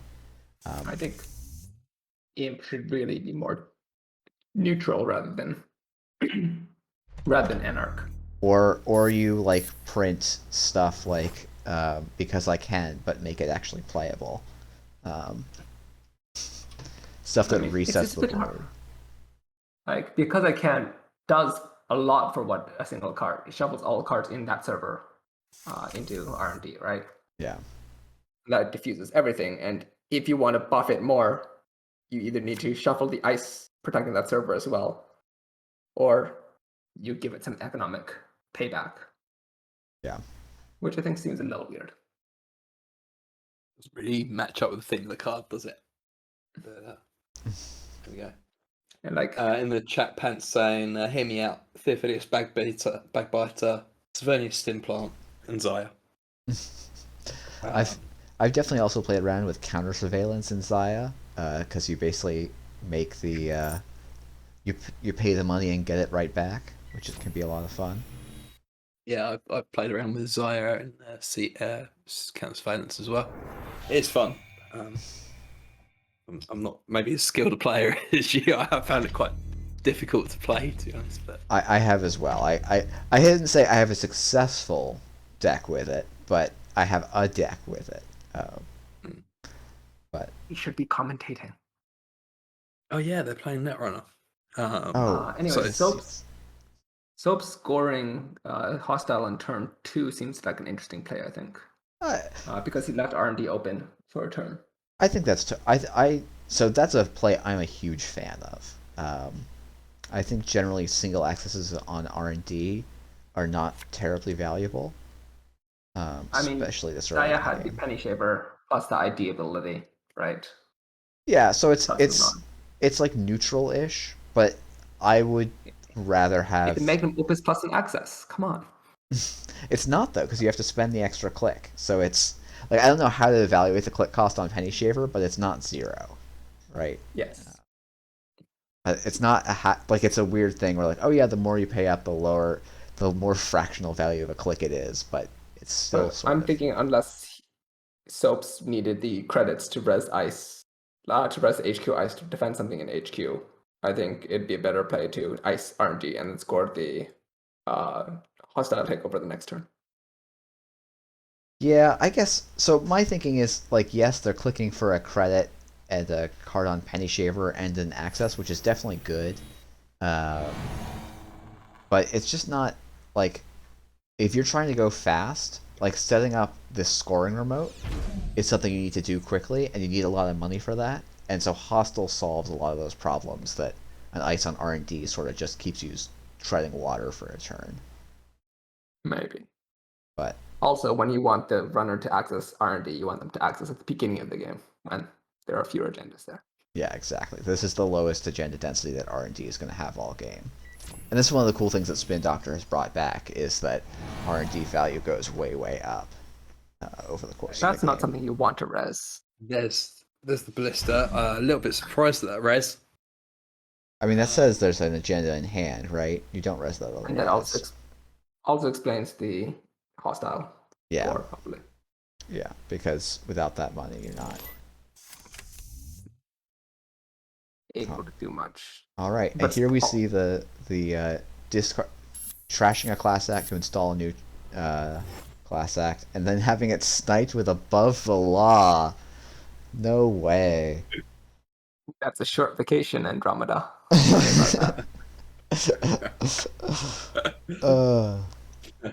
But yeah, just because I know, if there are any people that are relatively new to the game, when you have unique cards, you can always install as a runner. Wow, that's actually all 3 class acts gone. You can install a new copy of the card, and then trash the old copy, and then if there's any like when this card is installed or whatever, those effects will still trigger on the new card. Jinteki doesn't implement it quite that way, but that is a legal play you can do, and it's a big part of the power budget of the class act. That said, it was quite aggressive trashing 2 class acts so early in the game to get the 3rd one from Zahya from Freeform Jazz here. Maybe. I don't know. Like Once I'm you never. have, Yeah. because I don't think you're expecting Space Station to shoot you down. when you're on the beach. No, And I appreciate that with the first trash going into a second class act if you want to get set a bit faster, but then to do that again, I mean, that's costing you 8 credits. No, so I mean, it means that you're digging for something, right? Yeah. the other thing is like they had overdrawn with the class act and then drawn an extra class act on their previous turn. And I think they just drew another one and they career faired out one of them. So they've spent 5 credits on class acts and then discarded the one right before the third got above the lot. And I think generally you don't install 3. I mean, I'm not a big criminal player, but I don't think you generally install 3 class acts per game. 2 is generally, I think, the amount you go for. Yeah. So I mean, 1 is the preferred amount. Only if you need more draws, you install the other ones. I It's a would good way to usually convert. plan on drawing 2 or installing 2 in a lot of games because you've got generally card draw is more important. Is more important than having 4 credits by the mid to late game for a lot of Anarch.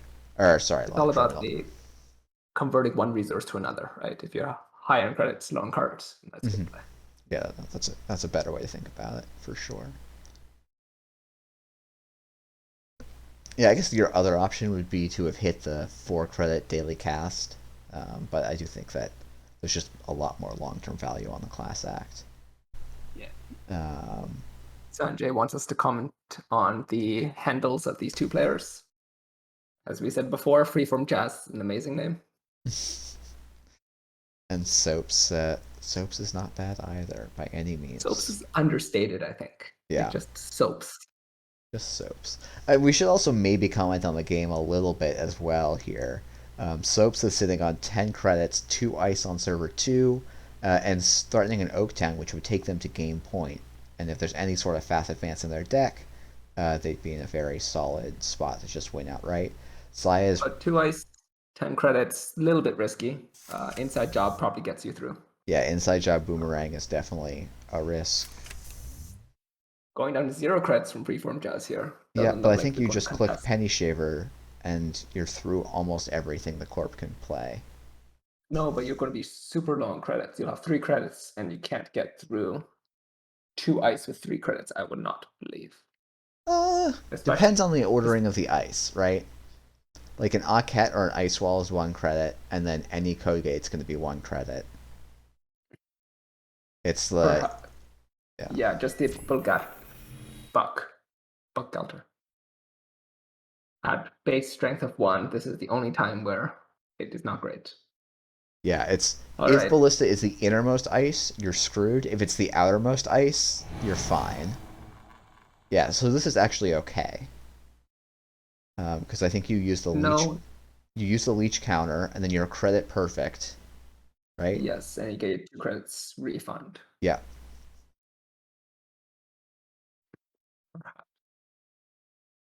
Yeah, and What usually it's else? not a sentry as the innermost. So like it's not Yeah. a guaranteed run, but I think it's a relatively safe one. All right, but you do go down to low, but I guess Soap doesn't have the credits to punish Freeform Jazz. Yeah. Yeah, this is looking like it's gonna be a little scrappy. But like Horsham's a card. Yeah, I mean if you I think- if they res the thing is if they res Horton they do have enough to Oof. Archeress. 2 agenda points for that. Well, No, now. sorry, 1. Yeah. That's 1. What are you trashing here? I like the Cleaver and Begulter trash. I actually like the Cleaver and the Buzzsaw trash as an Inf Eater. I mean, yes, your server is still vulnerable to the Bugalter, but they're going to need to find either more of their Inf or Salmon chips, and then they still need to trash something for that. Yeah, I guess I would be surprised if they were running 3 Begulters, so I would guess they're on 2 of every breaker, probably. Or they would have some mutual favors to make up the difference. Any of the Oaktowns. Yeah. See an upgrade in server 2. Probably Managarm or Skunkworks. Or it could also be the Malapert Data Vault, which could be interesting. Do you think Zahya has a way out? Too low on credits, I think. Yeah, I think Too low. you are a little too low as Zahya.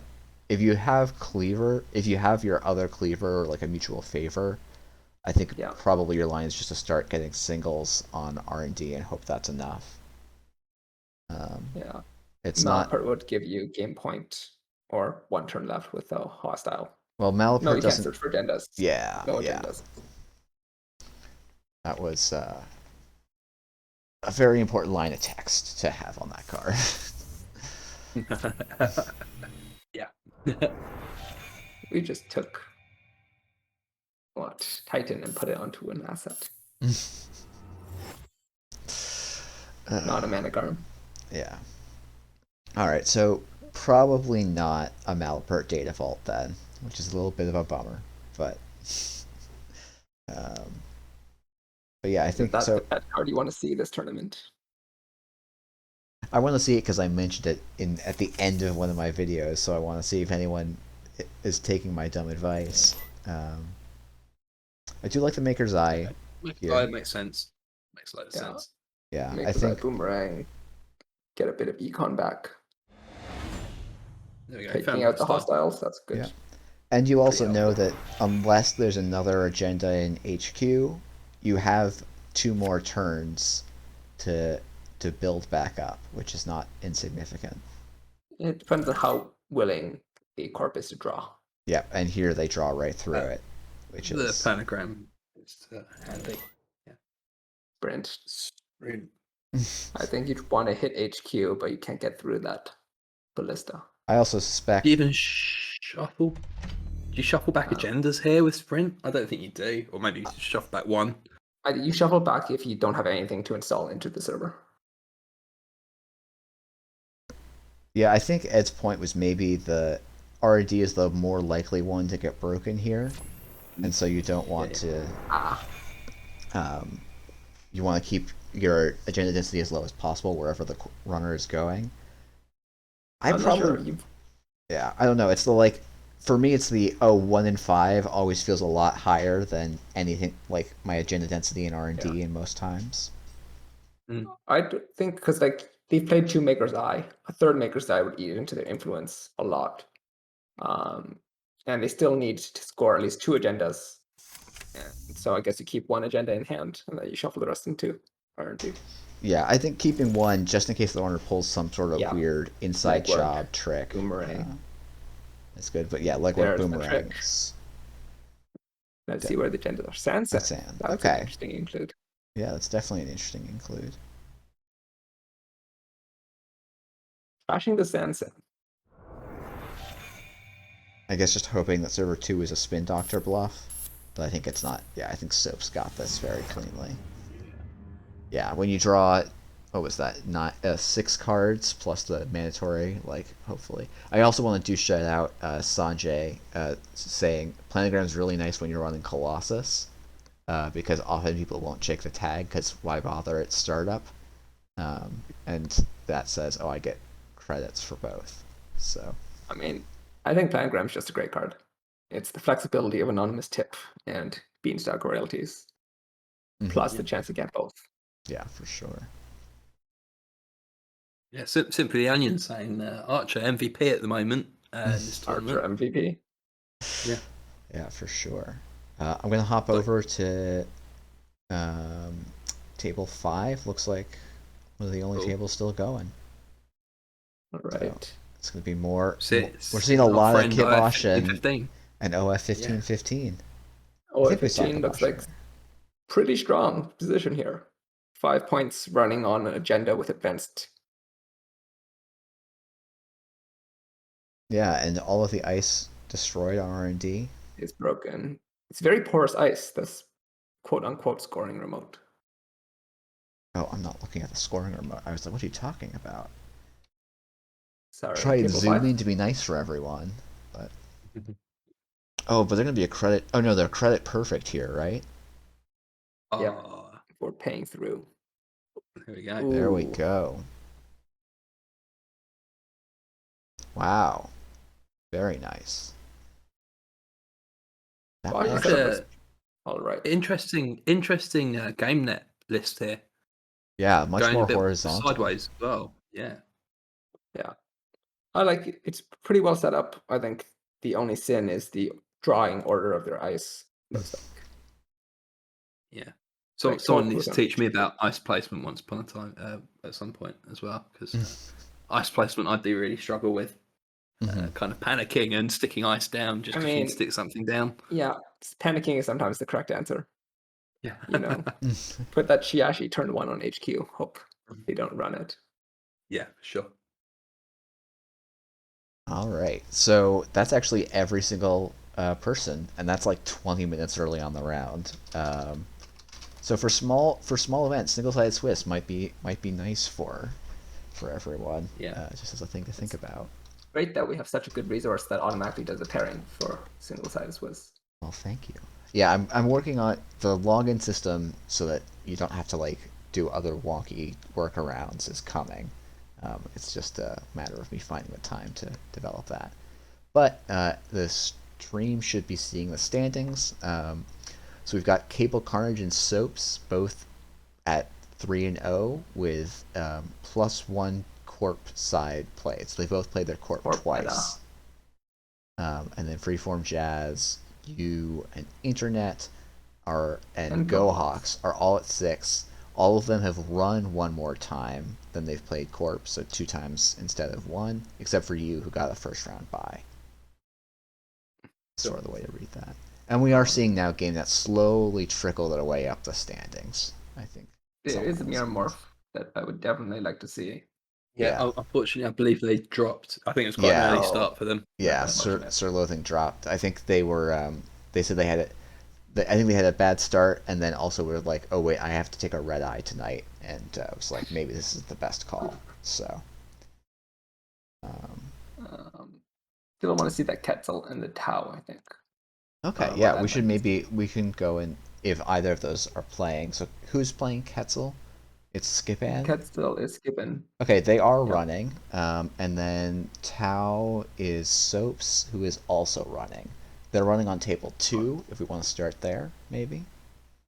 I think starting with table 9 might be a bit more interesting. Okay. Or I think Soaps might be in the final round. okay, that's a good call. I just learnt a new phrase as well. Taking a red eye. It's not one I've heard before. Oh, it's a taking very an common overnight flight. Yeah, it's a very common phrase around. Yeah, it's you fly overnight and then arrive in the morning. Yeah. They're I not the suppose worst. in the UK you tend not to fly overnight anywhere in the UK. If you're doing that, you're going on an unusual route, I would suggest. No. You take a red-eye flight, wake up on the plane, and stay on the plane for another 8 hours, and then you land. Yeah. All right.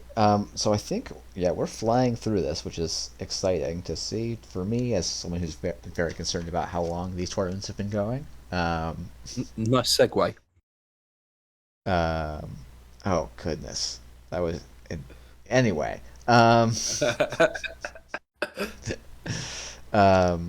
What are we looking at? But I think after round 4, we'll do a brief break, probably a 15-minute break, so that people can grab some food.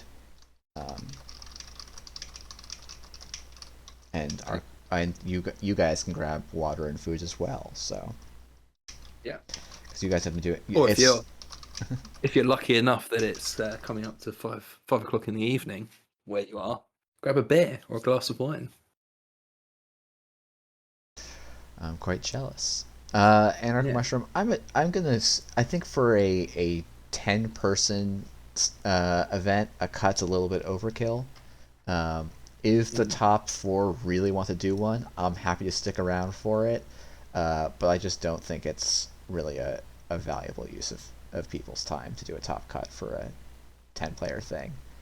If I can get to 20, I'll think about it more seriously. So if in single-sided Swiss, have you found in the tournaments you've run so far that the top have been separated by more than strength of schedule? With only 6 rounds, it's usually strength of schedule ends up being pretty important, to be honest. Yeah. I think, um, and that's definitely not ideal. But I also like for a 10-person event, I just don't know that it makes that much sense Yeah. to do a cut. No, Um, sure.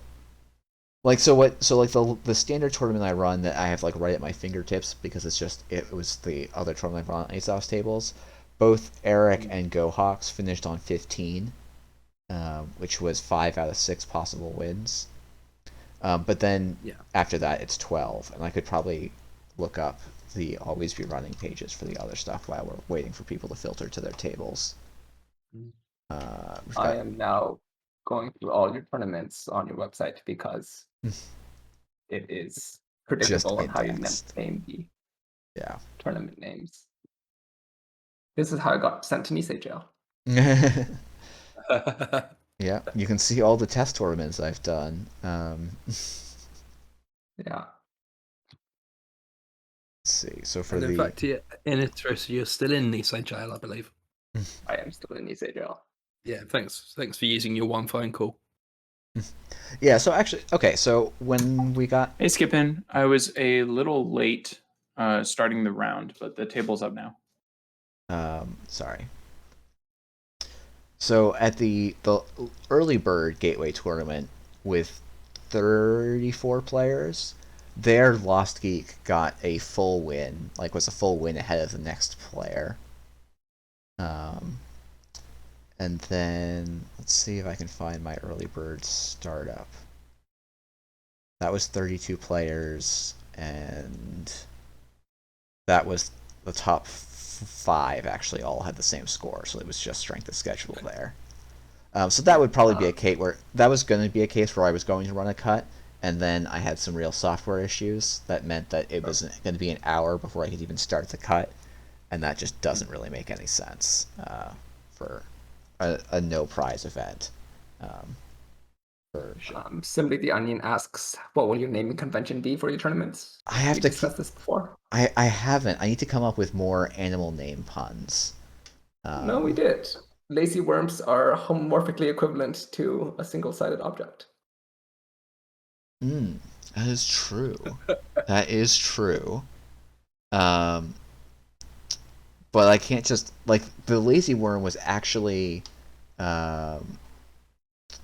because for the early bird and the lazy worm, I guess was what I was thinking. So it was some sort of Very good. pun, but I think the players are settling into their tables. it looks like it. I don't. Do you guys see around a table 5? That's the one I'm missing. Yeah, I don't see one either. Okay, No. let me. Oh, it's just not. It's round 4 table. Oh, got it. Okay, There. yep. It's a Thank round you. table. Yeah.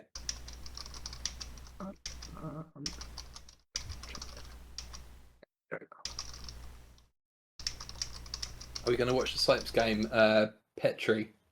The We are Soaps- indeed going to watch the Soaps game. We're Yep. going to see Tao. We're going to see Tao. Oh, I can't choose the side I'm watching on. So I think it would be fun to watch this from that POV, but that's fine. Let's see. No, You can that's just too do a small. vertical flip in OBS. Yeah, exactly. None of the text will flip though. That's the really brilliant part. I mean, does Tao live in the Southern Hemisphere? It's on the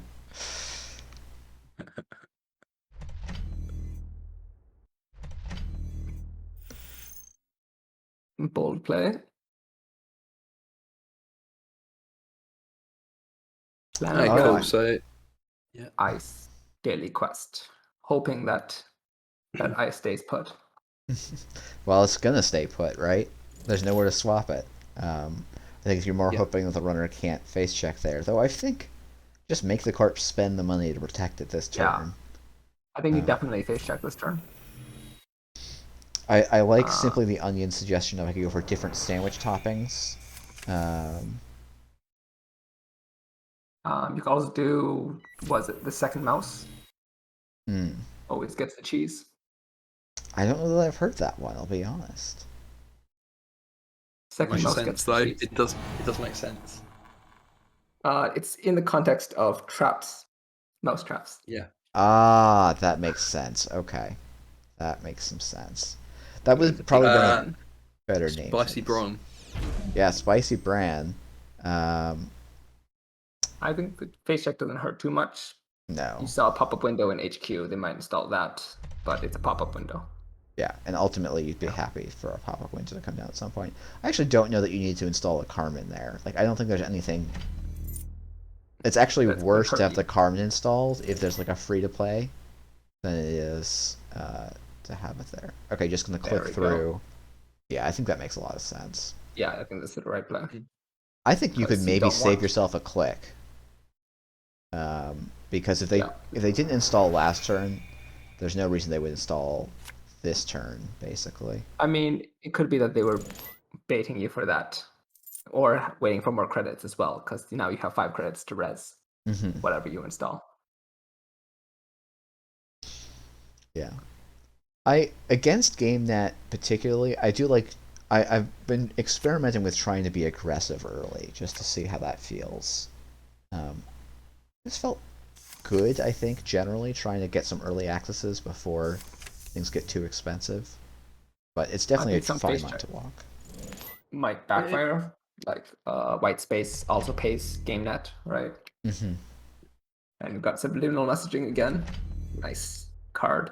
I love that it came back in system update. It's just a great card. Just give me accelerated diagnostics back in the next update, please. I'm not a massive fan of sub messaging, but each their own. I know a lot of people do enjoy that card. Certainly good in Mirror Morph. Yeah. I mean, like it's a quasi tenant, right? If you don't run, they can get some small benefit. I think it's the making a bunch of corp decks that encourage the runner not to run can sometimes be a little bit sad for the meta. But I think subliminal messaging. You can also look at subliminal messaging as saying it's just an incentive, right? And it is a nice matching of theme and mechanic, where the runner is just getting this little message saying, "Run, run," even when maybe you shouldn't. And it's probably a GameNet card there in that sense as well, isn't it? Mhm. GameNet. All the subliminal advertising in GameNet. Makes a lot of sense. Play the game, run the nets, net runner. Jailbreak. It's not a card in a 40 card deck. I find it. I didn't comment on this in the Zahya list, but I think Jailbreak is probably not a great card to have in a lot of 40 card lists. I think it's just not quite impactful. I've just put Jailbreak in my standard towel. Ed. I am working with some good Netrunner players at the moment. Shout out to Laura, who got annoyed that I didn't give her a shout out last time. We're looking at Jailbreak at the moment in Tau. It's okay. Well, I've been playing Election Day in Restoring Humanity. What is Election Day? Election Is that the Day. trash your hand, draw X number of It cards? is trash your hand, draw 5 cards. Draw 5 cards. It used to be Violet level clearance until they banned it. And then I needed more cards to draw cards for feeding into Anoetic Void. Ooh. Yeah. Send a message. Oh, So the found thing some is, you have to message. do your Tau swap first here. I think you swap like free. There was an argument in the rules channel earlier today about today or yesterday about send a message versus Tau. Yeah. About who owns the My ability when it gets assumption is fired. because the corp chooses, they own the ability, but I guess that's not technically correct. That's not Doesn't like the correct runner- logic. Isn't it the runner's priority because they're the one that forced the action? The question is whether the runner owns send a message when it's in their score area, and therefore they can order when they want the trigger to fire. Why would you res the pop-up window? That's interesting. It's very confusing for me. That suggests that there's 3 pop-up windows on the board, or there's a spicy piece of ice here. No, but even so, you don't res the pop-up window, right? It's a 0 cost to res. You get nothing and you just lose information. Yeah. I definitely would have been baited by that remote in server 1. Worth Just go. noting that Jailbreak also knocked Anetic Void out. Oh yeah, no, that's a very high value jailbreak for sure. Yeah. I just like against game It's like right card to include. yeah, I've been looking like because of how strong, excuse me, how strong GameNet can be. I've been looking at doing stuff like the Maker's Eye instead because I'm going to be turtling up and building a lot of money, so I'd rather get the one extra access on the card. Yeah. But GameNet seems pretty low in econ. Doesn't look like a great position for them right now. yeah, I would definitely be thinking about trying to contest server 1 just because letting you get up to 9 credits is going to be. I mean, you pay them 1 credit, but you get to trash their Maryland, which stops them from getting 6 clickless creds. I hope And Tao is so on they'll Rizeki, matter. because that's the only reason you should ever be installing DZMZ in startup, I think. That's maybe a little too strong of a phrase, but no, Is definitely too Chameleon strong. deck not a viable strategy? I don't think so, because you don't have econ to go with it. Marisha. Forgot that card was even in system update. It's actually a really nice art by Zoe. Yeah. That's beautiful. It's a bit unfortunate that it's slightly worse than Scrubber. It's a program, which makes it not that much worse. Yeah, but it's also only assets. It can't hit your upgrades. Oh, for sure. Yeah, I hate that every time. But That will pop up on remote. Manigarm. And So yeah, I think Skunk just works. have to end the run here, You which is a real get in and bummer. trash the Maryland, but I don't think that's something you want to do. No, you can't even trash the Maryland. No. Yeah. But you probably can go and trash Server 2's presumably, yeah, Spin Doctor. I wonder if you run it anyway just to make them use Spin Doctor early. I always find it interesting when I'm on the corp side and they run my Spin Doctor, whether I fire it or not, if there's nothing I want back. Yeah, I mean, the Corp definitely wants Analytic Void back here. And the reason I would say run that early is because it means that they can't, like, if you had trashed the Manigarm, then they could get both the Manigarm and the Skunkwork back, I guess. Yeah. Yeah. I also like an unresed Spin Doctor to add 2 more cards to your hand so you can fire Anoetic in extra time. Yeah. I would rather... Ooh. Huh. It's weird to me to install an Earthrise and then click to draw twice.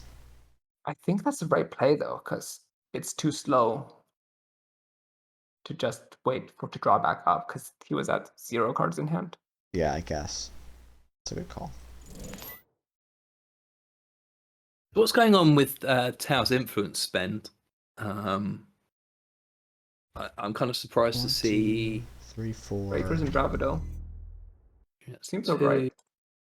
So I think we got 8 with the 2 Carmen and 2 Corroda as a guess. I would get, if they're Shaper, they're probably only on 1 of each. Okay. And then I would say 3 Bravados is 9, so that's 13 influence. Yeah. So I don't know what they're doing with the last 2 to be spicy. 2 spices. Yeah. I'm like, Bravado is just strong. Yeah, Bravado's great. I do like... Are we seeing Big Rig? We're seeing very big rig, yeah. Probably Yeah, gonna get see another second Rizeki extended. soon. The Zekis, yeah. Yeah. Although now GameNet's getting their runaway money. Yeah, but I mean, as we've so it's going to become a weird money and analytic war. And this is like where I like having the Maker's Eye more than I like having The jailbreaks, because you're not going to get you're going to have a finite number of successful runs this game. So seeing the maximum number of cards per successful run is a big deal. Yeah. Do your Rizekis and Deemsies mean you're running Ksuk as well? Oh, yes. That is definitely in this list. That makes a lot of sense. Yeah, and that's a good one. Yeah, so then you're maybe on a heart as well. 3, 4, 5. Yeah, you're on 5 already with the Cusack. Yeah. Presumably you're also on Pantograph. So I don't think you have enough events in this list. Well, maybe you do to be on Anacam. But I think Pantograph fits nicely with your game plan of install a million things. Mm. And it's 2 cost. But it looks like it's late if he is on pants. Yeah.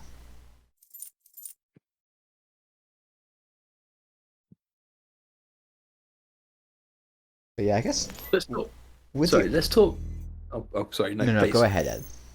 I've got a question to ask, but maybe you want to finish your point first, and then I've got a more general question to ask. No, go right ahead. I was just going to fill some time. Cool. That's what I was doing. Breakers wise, what's been strong? What's not been strong in startup?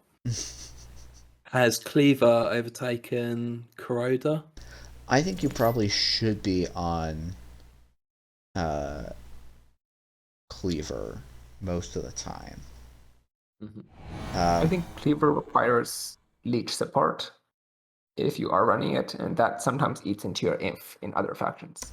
So I don't know that the tricky. I guess it depends how. So like I'm thinking that Gold Farmer is the most important ice to break, most commonly seen barrier. And like Bran and Aket are less commonly seen. Like Bran at a push, you can click through as well. Like you're not locked out of the server. Yeah, and you're Right. Oh yeah. Gain point for soaps. Yep. And here you definitely just put one of the pop-ups in R&D, I think. No, I think you can just suppress their scoring remote. Oh, that's good too. That's definitely a good call. Just saying, oh yeah, I'll go in your scoring remote for 3 credits plus whatever ice you got. Does mean that you can run through Anoetic Void a lot. Only worry is if you get baited too many times, then they get a runaway money lead, which depends if they can leverage that into installing more ice. Yeah, for sure.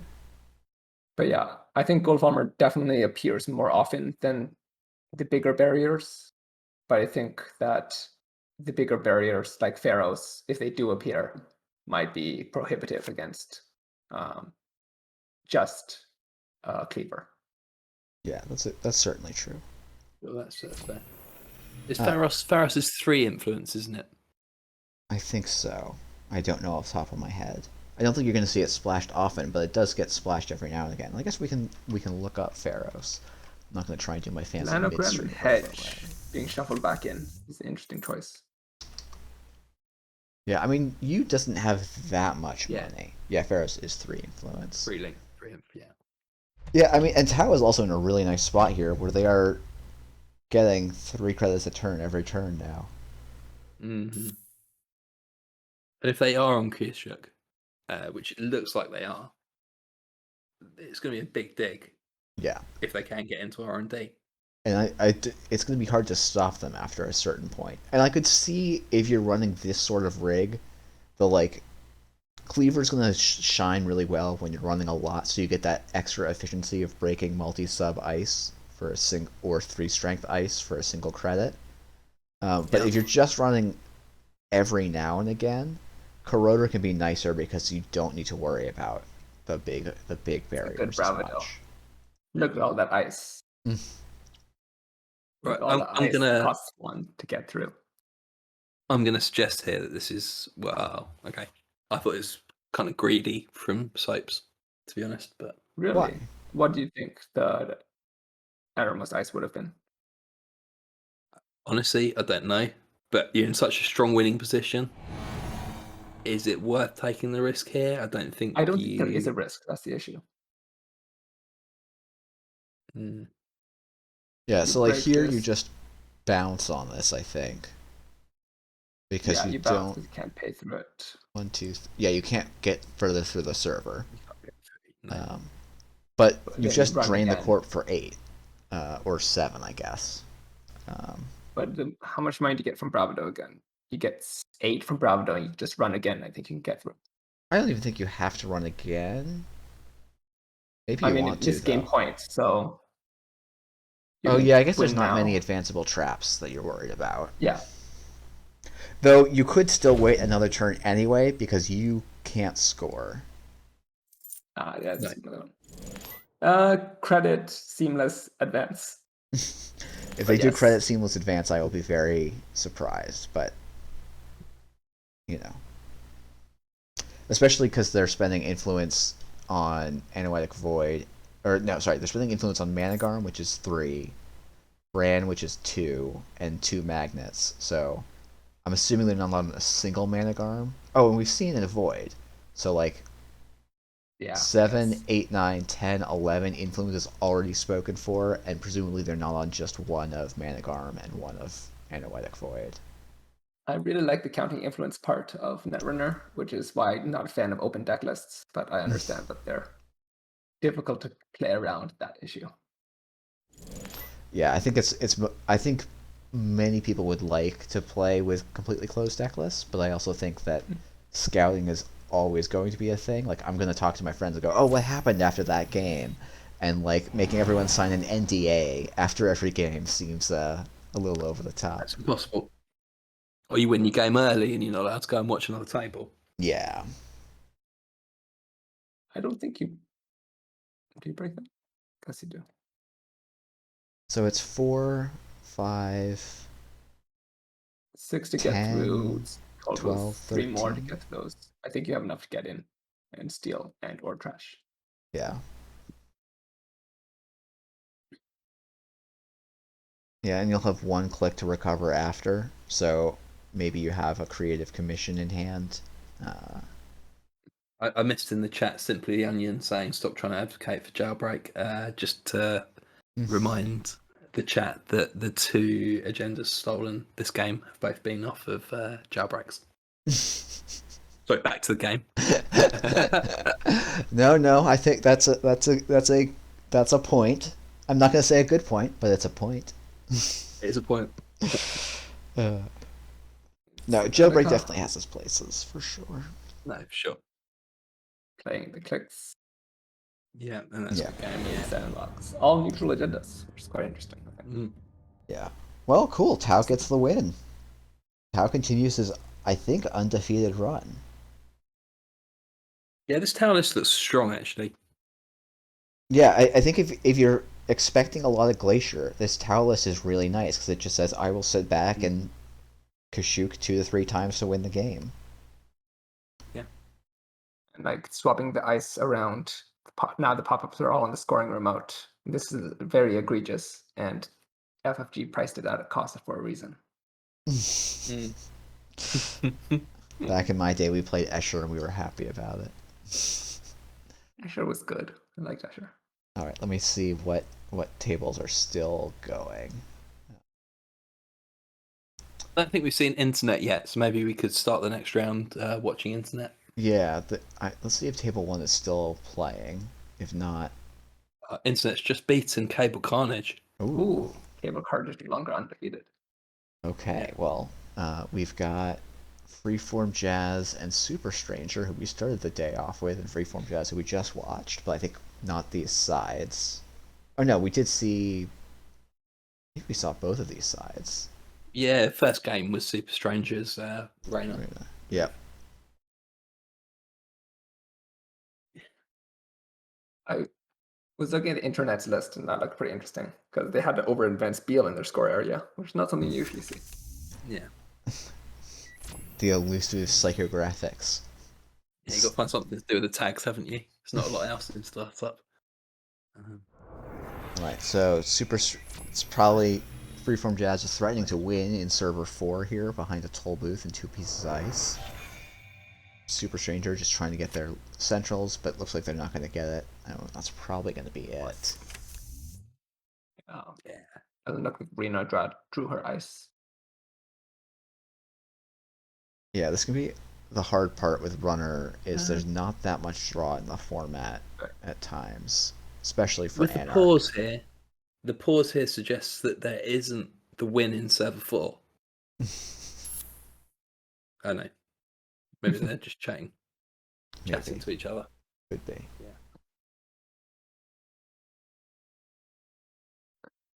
Is there anything advanceable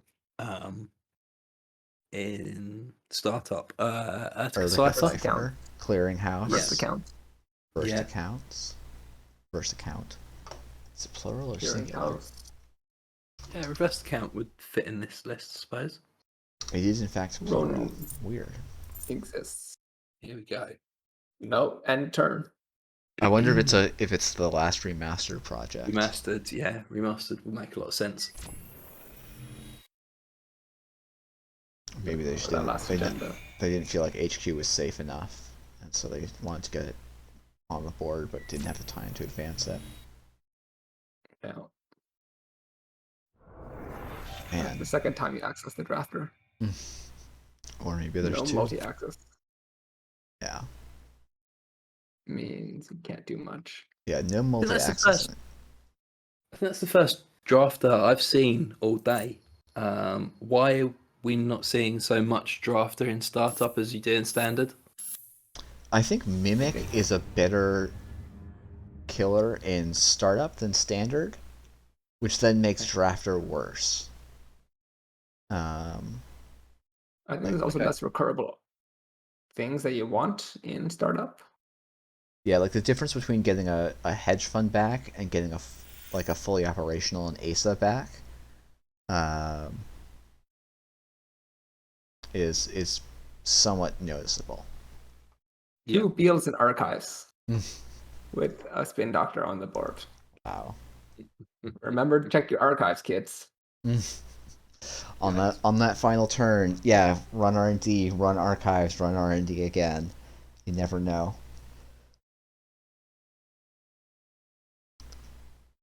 And I guess he didn't check server 1.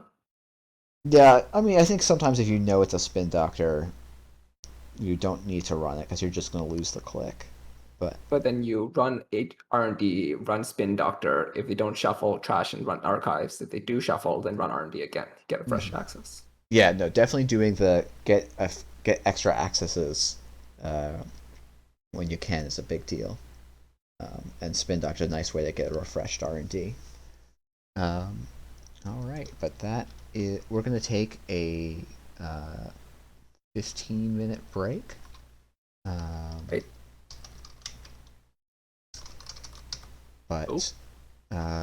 But yeah, and then we'll go into rounds 5 and 6 with no one undefeated. That's interesting. But finally poised.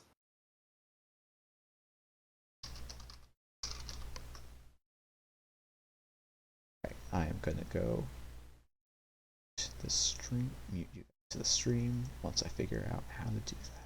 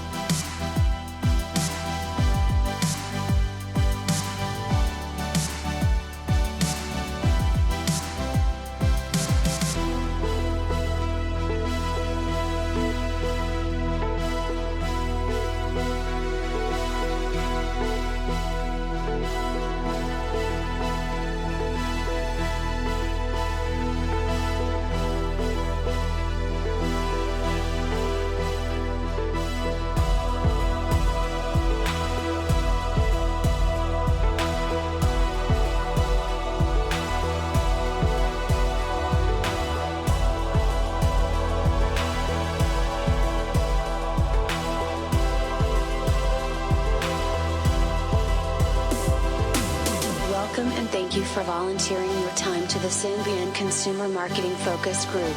Your opinions are valuable to us and we want to know what they are. Tell us everything. Everything. Everything. Tell us everything. Everything. Everything. Thing.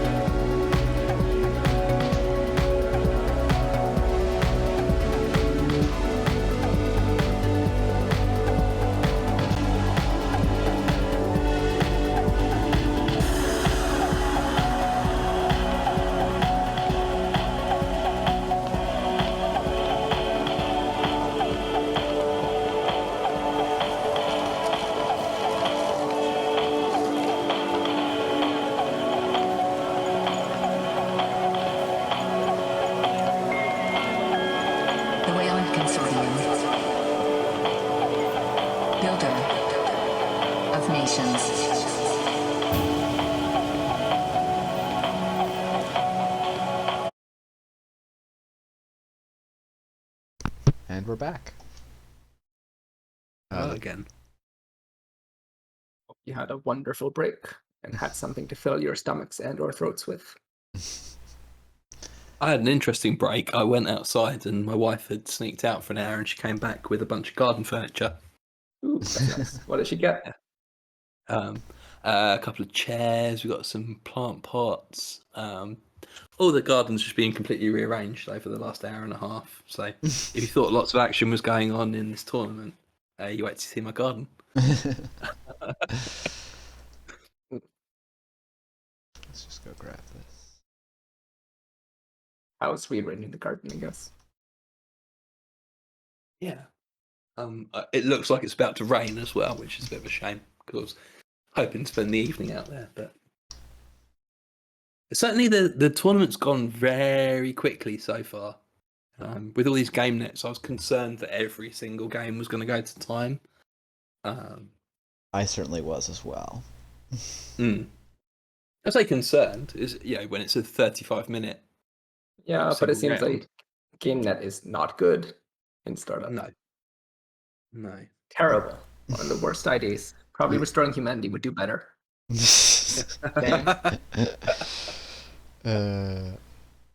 Yeah. Well, Built to Last is at number 1 and number 10, so our top and bottom performer here. And then GameNet is basically everywhere in the middle, and also Precision Design I think is doing quite well. I will need and cool to see that every player, obviously, Solothing, as we look there, Solothing dropped early with the later flight. But everyone's taken a win so far, which is really good to see. Have you ever gone through a tournament without a win? Oh yeah. Sengrin, Eniteris? Oh yeah. I think my first claimed deck is 0 wins. That might not actually be true, now that I think about it. But no, I think it is. I came 13th of 13 people in the GNK. Yeah. I think the first and only time I played an in-person Netrunner tournament, I got 0 wins. Actually, no, I got a bye, so I think that counts. Definitely counts. Take the wins that you can. Doesn't matter what kind of win it is. The last tournament I played, I got 0 wins, and hence the move to commentary, which seems a safer place for me at the moment. Are you not worried about losing in commentary as well? I haven't lost in commentary yet. Undefeated, some would say. But all right, so we want to go see internet play. We think unfortunately they're running this round, so we won't get to see their corp. But I think I should still be fine. Yeah. Let's see how the internet does against Netrunner. Or Freeform Jazz, it seems. Yes. Is The internet Jazz against big on Freeform Jazz. So that's going to be table 5. Oh, yeah. It's like it's a real matchup of kind of identities there, isn't it? In the sense of it being these are definitely it's very digital, and Freeform Jazz is about as undigital as you can get.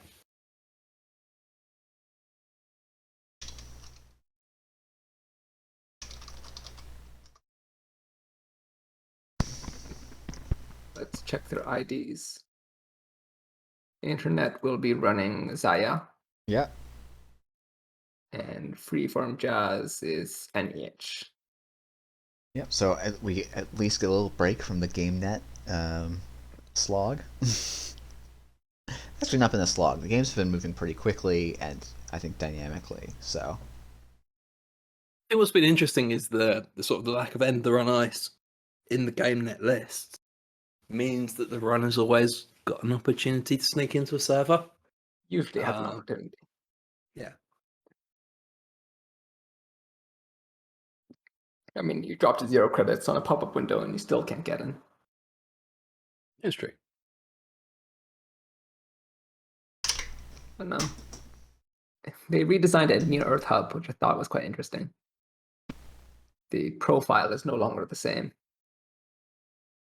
Well, the whole Beanstalk crash, right? So Whole Beanstalk did not crash. I have to As the resident lore expert on Nisei lore, the Beanstalk fractured. There was a small hairline fracture in the Beanstalk that had to be repaired. This is what I get for not reading the lore. I get schooled by those who write the lore, including your great piece the other day. That was cracking base, actually. I was disappointed to see that a story about Steve had 0 mentions of Loup. I apologize for that. This piece was mostly done before You started your daily streams and began to mention Loup. And I did not. Is that a suggestion that in the future we might see a romantic interest in your Steve stories? I can neither confirm nor deny. So on the table, Internet's got 2 Rozeki installed already. Yeah. Turn 2. Double Zaki in blue. Turn 2. Yep, and 1 Earthrise in the heap. And just telling Freeform Jazz, make your money, I'm going to make even more of it. I'm finding tiered subscription to be an interesting include in these yellow lists. Mm-hmm. Like you don't see, it's not a card you see in standard very often, if at all. Yeah. Yeah, I think it's one of those weird cards that like really, it's not a bad card in standard. It's a very like 50th card in standard, I feel like, where it has a nice effect, but it doesn't do it well enough that you really put it in a lot. But when you lose that power in the card pool, then it makes a lot of sense to just put it right in. Yeah, because I'm thinking. Go ahead. So, so in CTM, you're kind of incentivizing the runner not to run, whereas in NEH, you're incentivizing the the runner is going to run your remotes, and a 3 trash cost for essentially a pad campaign. You're going to struggle to trash it, aren't you? It seems quite powerful in NEH, to be honest. We got our drafter fire. Yep, we got a drafter fire. Yeah, I was looking for that. And like NEH definitely seems like one of the lists where you get a lot of value. You get a lot of value out of both subroutines because you're going to have assets that are in archives eventually, most likely.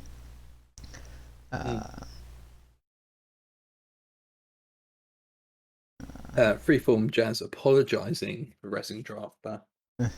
Never apologise for Drafter, is the best piece of advice. No, it was because they didn't use they wanted to res DBS.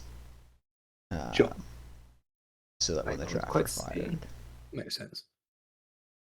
I don't quite understand. Can you walk it through? Yeah, sure. So when they install a new remote, they draw a card, and because they're NEH, so they're drawing the first time each turn. Get the DBS fire on the runner's turn. Exactly. Right, you see lots of moving pieces there, yeah. Hi, Weeble in the chat. Thanks for joining. Weeble is the tournament organizer for the Startup League on GLC. If people are interested in playing weekly asynchronous games of this startup format that we've all enjoyed today, head over to GLC. There is a Startup League. It's a drop-in, drop-out format. So you can play a couple of weeks, drop out for a couple of weeks, and then jump straight back in.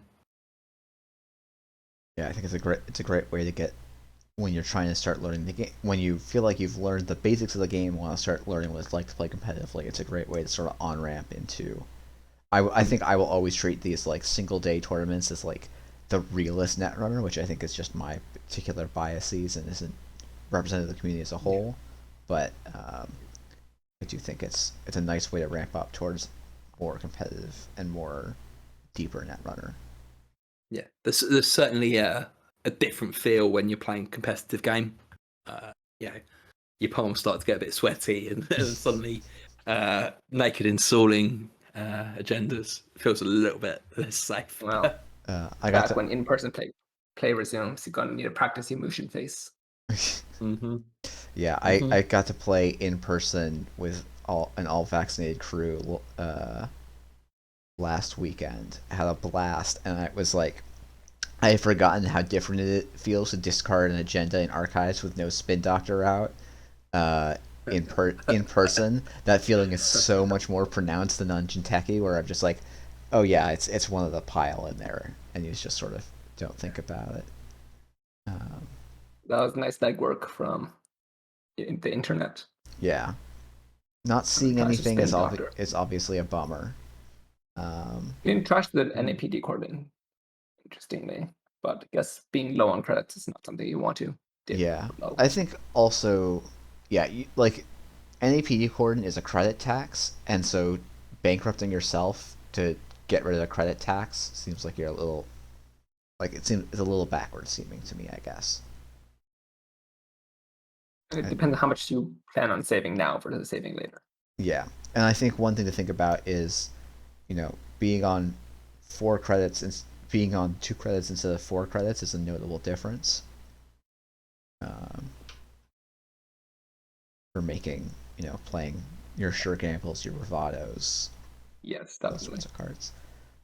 Which is why cards like Easy Mark exist to fill in that gap. Existed. Yeah, I think But no, this credit differential is not great for the internet. Yes, internet is definitely struggling a little bit with this difference. Discarding a buzzsaw, so that suggests they probably have another in hand. That's what I'd expect. Get that Salem's out. So what are your decoder options in startup then? We've seen a lot of Buzzsaw. Unity, Yeah. obviously, as well. Buzzsaw and Unity are the ones from Gateway. You've got Okay. Gordian Blade for your old school runners, I guess. Ute is a card. Yeah, it's reasonable in some Anarch lists. I think it's probably not going to be better than Buzzsaw in most. There's the Cordon. Looks like they're scoring out a Vanity Project. I wonder if they're doing a Neurospike kill. Yeah, That would be super spicy. But a big Beal, I think, would be. Oh, you're right. Big Beal makes a little more sense. I mean, I'm all for a Neurospike kill list, but yeah. I mean, I don't think we've seen any Jinteki cards today except for Anoetic Void. We're not seeing a lot of Clearinghouse as well. Any thoughts or reasons why? I've been playing around with Clearinghouse in Standard at the moment. Clearinghouse seems like it does best when you can do a Clearinghouse or Urtica bluff. Yep. Right? But that implies that you need to import at least one or the other. Yeah. And that starts eating into your influence. Yeah, and it's also Okay. it's slow in a lot of cases, especially in startup where you don't have any tricks. Sure. To get you can't be Jemison or like I guess you can Lacosta, as Metropole Grid showed off on Thursday. But yeah, I was watching the other side of that stream. It's Unfortunately, quite... apologies, Andre. But you've got Trick of Light as well, haven't you? Trick of Light, Clearinghouse. I mean, so then you're spending your Trick of Lights to put more advancements on a card and hope the runner doesn't get in then or win on a different way. And you have to get it to 6 advancements to reliably win, which is, a lot of turns of clicking for advancements. It depends on how well scouted your list is, right? Here, Zahya is on 3 cards in hand. Server 6 could be a Clearinghouse. Yeah, Server 6 is the Clearinghouse. It was game over. Yeah. Also, the internet lost their dirty laundry to a Spin Doctor. Cleaned up that laundry really nice. Big Yes, Bill. the biggest of deals. And actually overwrote a piece of ice there as well. That they did. Just to make it extra safe. Or extra Urtica. So I've been teaching a friend Netrunner, and he just went to make his own deck for the first time. And it sounds like he's really enjoying Urtica Cypher and Clearinghouse. So I will be surprised next time I play. Yeah, that's. I mean, like, it definitely has ways of doing stuff for sure.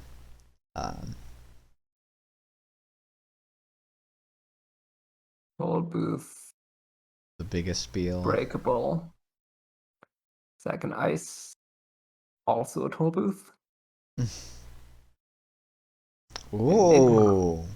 Yeah. Oh, gets in. Gets in. Is this a big This Beal? is the biggest Big Beal. This Beal. is the biggest Beal. That was going to be a 9 advanced greedy. Beal, which would be A little bit too greedy. That would be a 5-point Beal. Yeah, that's correct.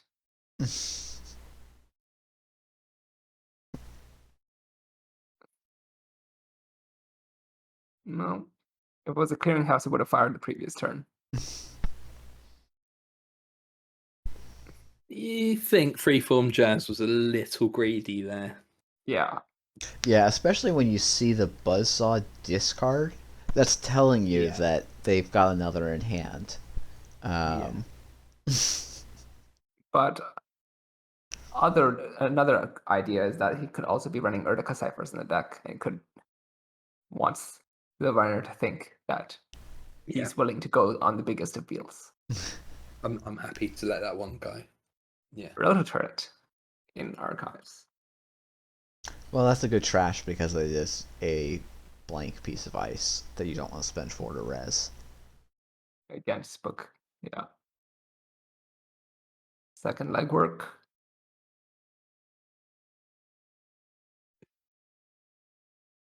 Leech on drafters. Interesting. Choice. And nothing.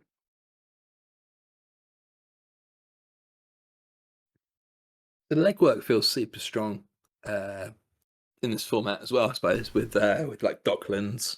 Yeah. You can Docklands sweep is a good. hand every so often, can't you?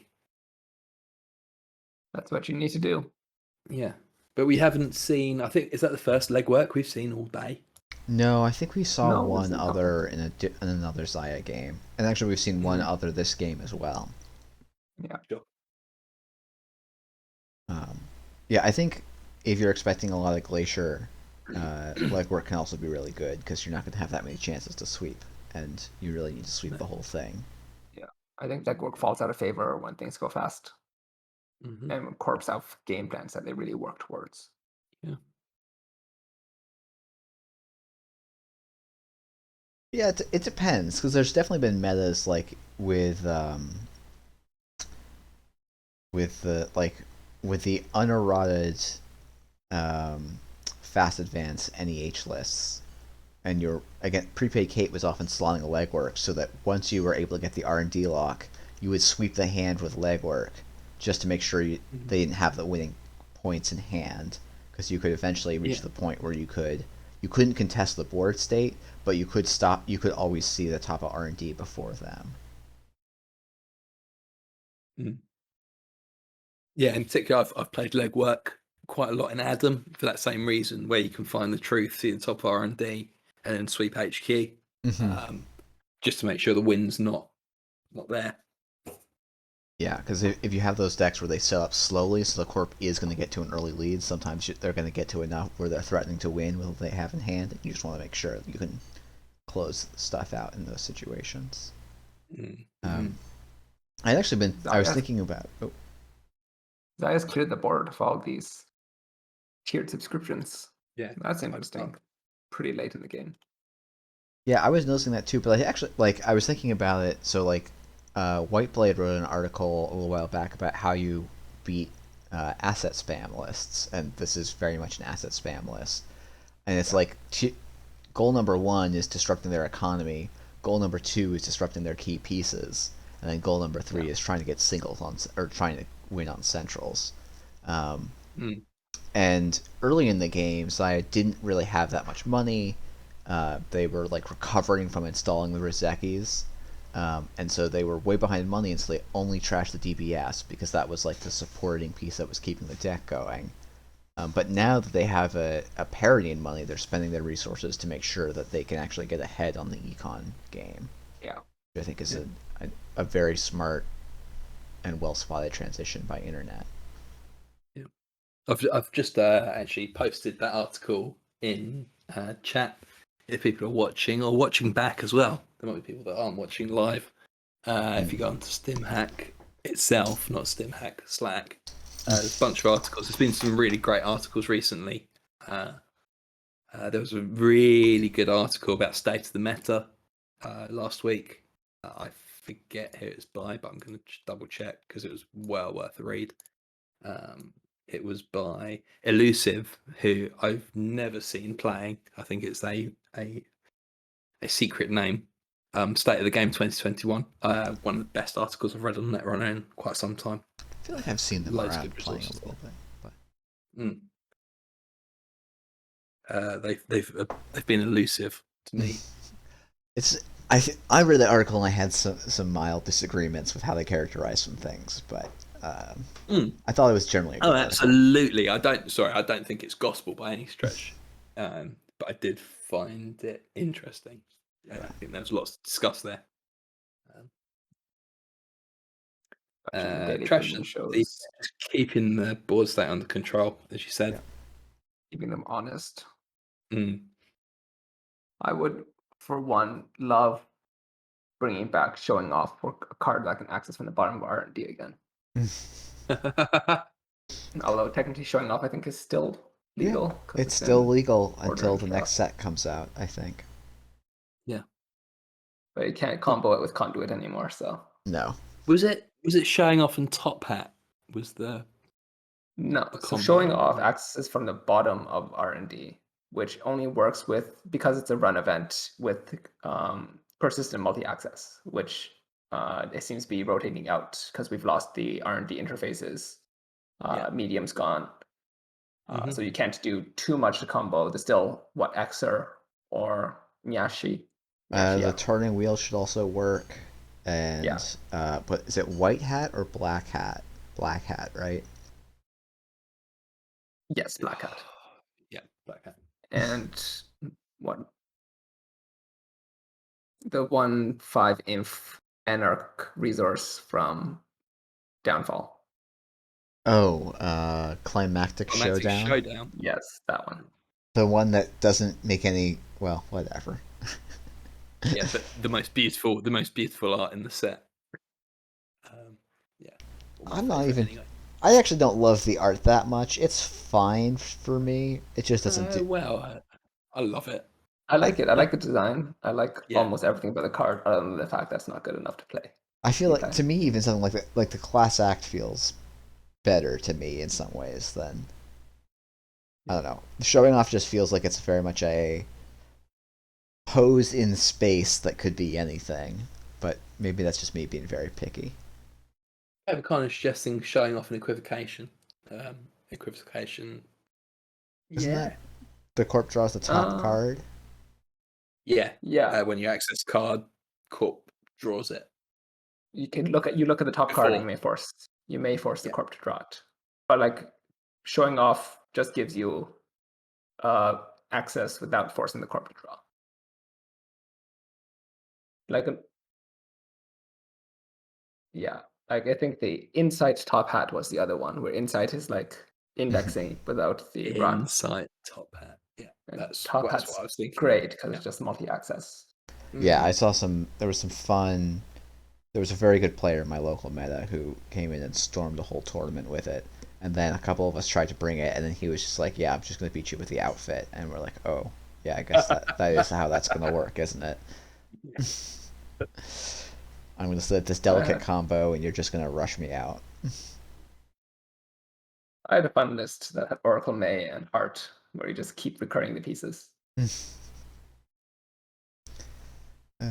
funny. Heart is a card I always harp on as being quite bad, and then people keep being like, but it works here, and it works here, and it works here. And I'm like, no, it's still bad, even though I'm increasingly being proven wrong about it.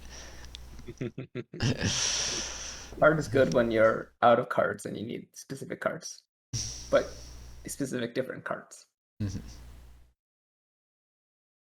So that was the third daily business show that's been cleared, I think. Yeah, we can check. No, the second. Only the second. There's one face down. No, Spin Doctor, I think, shuffled one back in. Yeah, probably. Yeah, because they've definitely trashed 2 on the board, and then that one got rezzed later, so... This is not like GameNet this time. Both players are super poor. Mm-hmm. But Zahya's getting back for a turn right now, which is a big deal. Whereas clearing up the econ for the asset spam player. Freeform Jazz is now constricted in what they can do. Tightly defined by the rigid structures of the music Theory. Music Elite in theory. I think you let the pad campaign tick once, right? Because it's going to actually be minus a credit if they do that. I think so as well. Because you have Penny Shaver, you can check things for relatively neutral.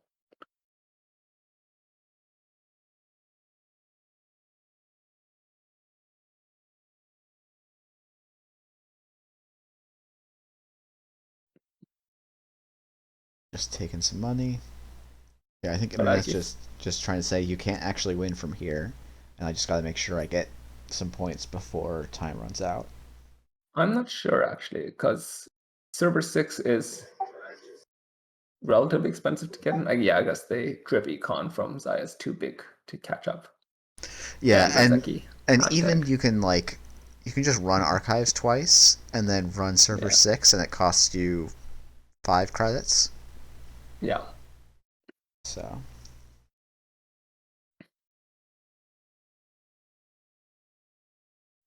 The biggest of deals. So sad. I know they actually, if they had scored that Beal with, what did they have? They had 4 advancements on it. No, it had way more than that, right? I think it had 6 at the end. Yeah. So stopping at 5, you get a 5-3. Yeah. And then they would have won the game if they had just been a little less greedy. I mean, to be fair, Zaya still doesn't have a fracture out. That's true. And Perhaps a double presumably, bluff. yeah. Discarding the Buzzsaw and having a bunch of code gates. Saying, you obviously have the Buzzsaw in hand, but I will pretend that I know that.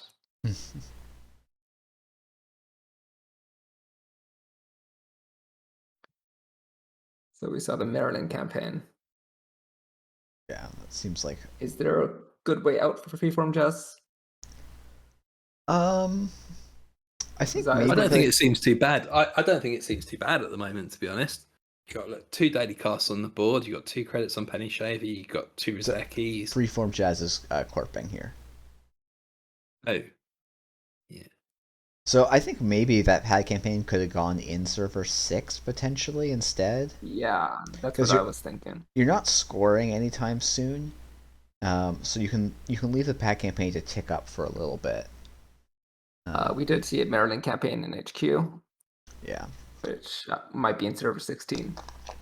yeah. Again, I think the Maryland also very reasonably could go in server 6 here. Yeah. But the siren call of the free draw is just too much. What do we think Yeah. what's the NEH list trying to do? What's the win condition other than just trying to, well, I suppose I might answer my own question, trying to build a board state that the runner can't keep control of? I mean, we don't have too much ice. We don't have too many eyes on the ice, but it looks relatively taxing. That could perhaps be a glacier ice plus naked remotes to tax the runner. Mm.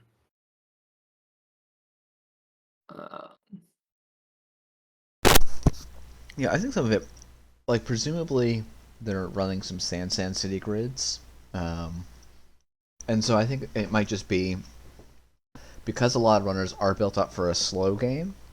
If you can build up a board state quickly with, your daily business shows, your pad campaigns, your tiered subscriptions, your Maryland campaigns, like you'll get a big early lead and the free draw from NEH, and then you'll be able to get to enough points that then you can score out with stuff like Sand City Grid and tokens on Remastered Edition, things like that. Perhaps, but there's not that many 3-2s in the format, right? Yes, there's Especially for 4 NBN. 3-2s that you can run in your deck right now. Yeah. And you still need a score remastered with an extra counter. Mm-hmm.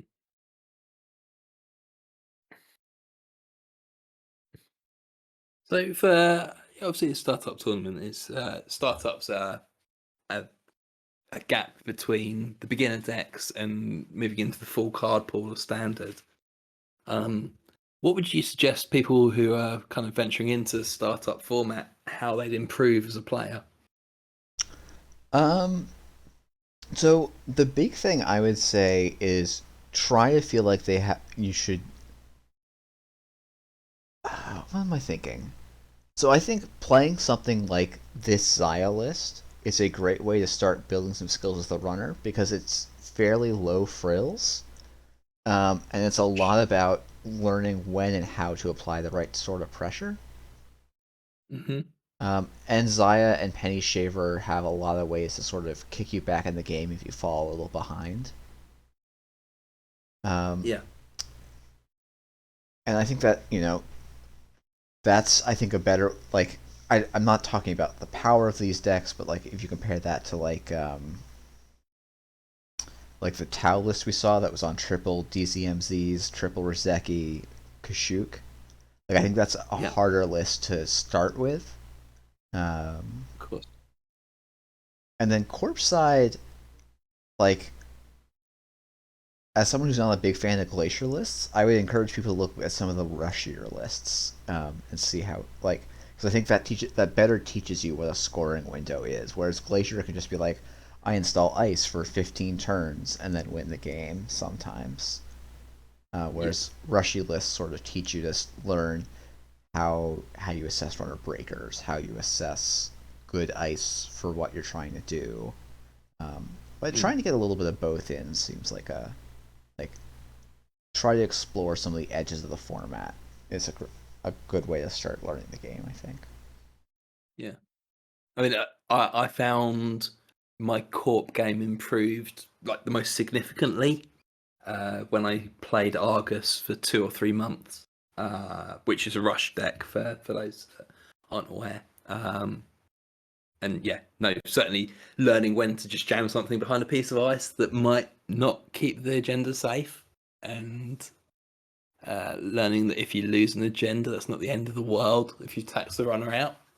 I think that really, really improved my Corp game. I fully agree with Rush being a great way of improving.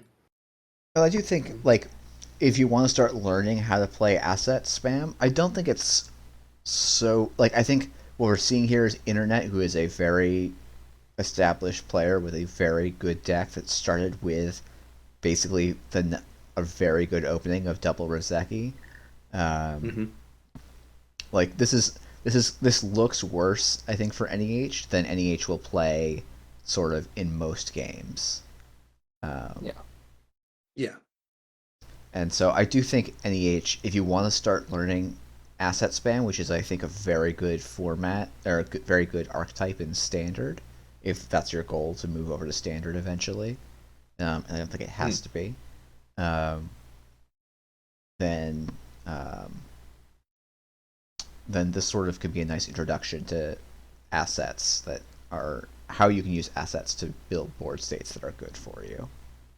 Yeah. I'm finding it interesting that Internet's not contesting the econ at this point, but instead pushing for the aggressive checking HQ and hitting the server. Yeah, I think it's maybe in part because there's only 18 cards in R&D and only 8 points have been found of the 20 in the deck. But we've had a couple of DBS fires and Spin Doctor.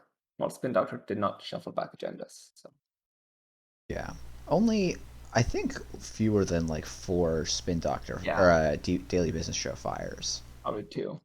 Yeah. But like now, Internet's gone low on money. I mean, they have the Penny Shaver credits, but they've lost one of their Rizekis. Free from Jazz has been from 2 to 5 credits now and getting a drip of 5 per turn. Yeah. So Free from Jazz is catching up a bit, still not in a position to score that well. Yeah, and Gold Farmer is obviously the ice that they really wanted because it's just a pretty ridiculously powerful piece of ice. Fever is also the correct answer to that. Yeah. Yeah, so both players, I think, drawing cards they wanted to see there. Yeah, Freeform Jazz taking a long think, which, is reasonable. Yeah, I think it's understandable because Yeah. they're at a very tight situation here. Yeah, the runner basically can run HQ for 2 credits at any time, and they make a credit on Penny Shaver and a leech counter, which they can technically, run HQ neutrally, basically. And Yeah, but now server 6 costs what? 3 plus 3 plus 1, 7 credits to get in with 2 leech counters. yeah, it's definitely not cheap. Like, even if Freeform Jazz overwrites server 6 with an asset just to bluff, to force internet to run through it again. Yeah, though I think at this point there's only one Beal left in the list, so it kind of has to be overwrite in an advance, which is maybe a bit more of a tell. I'm not sure because internet did run on this server 6, this Maryland, right, when it was That's under true. rest. That's true, and there's only the one Beal left. Yeah. Like, I think internet should have left the server alone last turn, but I think now Freeform Jazz is wondering whether he can bluff out another run from internet. All right, building up that remote.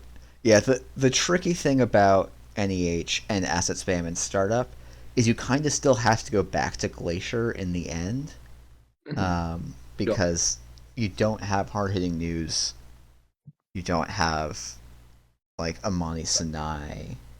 Or Mumbai Virtual Tour. Yeah. Or something that's going to protect. I mean,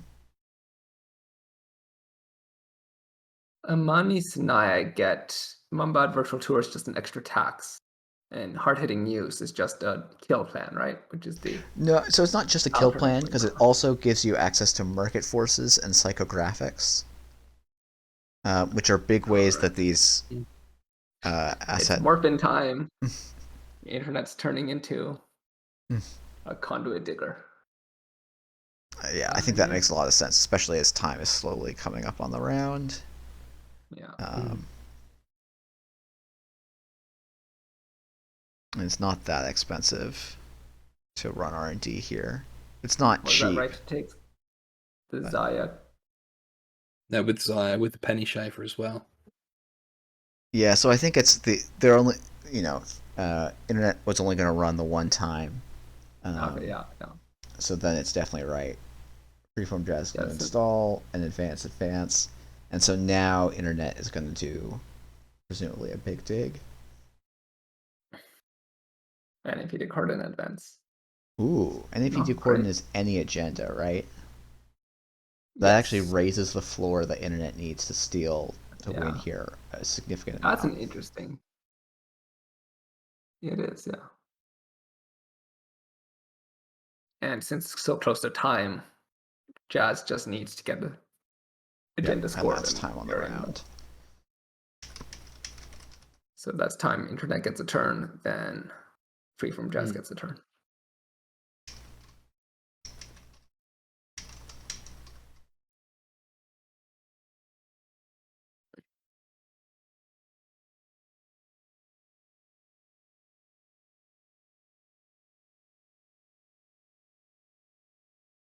To get that extra access. Yep. It's costing. Interesting trashing the NAPD, I suppose, for the extra dig, isn't it? Yeah, so that you can see 2 cards on the next run. Yeah. Was that conduit? So was that Penny Shaver click needed? Yes, because you need to have 8 credits after you make it all the way through here to steal 2 agendas. But you can also let Drafter just fire.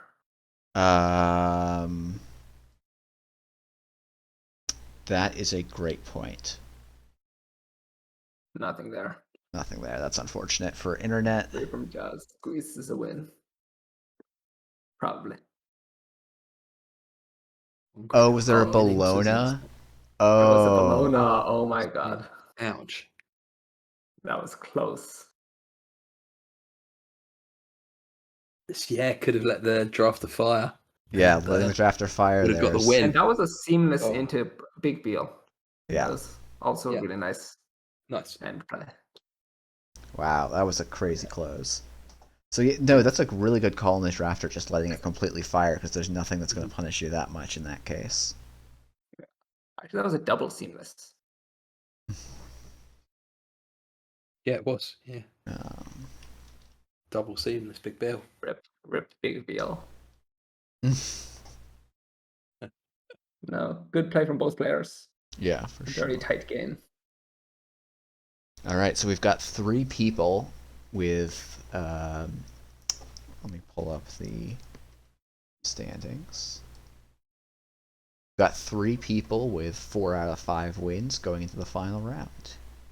Cable Carnage, Soaps, and Freeform Jazz. And then we got Internet and you at 9.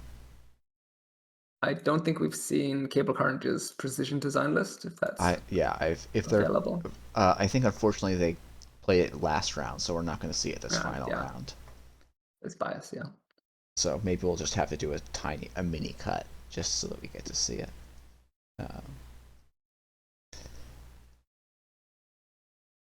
All right. So yeah, our top table is Soaps versus Cable Carnage, and then table 2.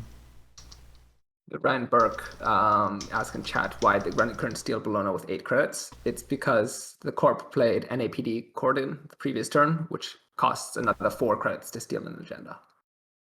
So it costs a total of 9 credits, which is a real bummer. Hashtag ban Bologna. All right, so do we want to finish it out with table 1, Soaps v Cable? Soaps would be corping as Built to Last against Cable's Loup deck.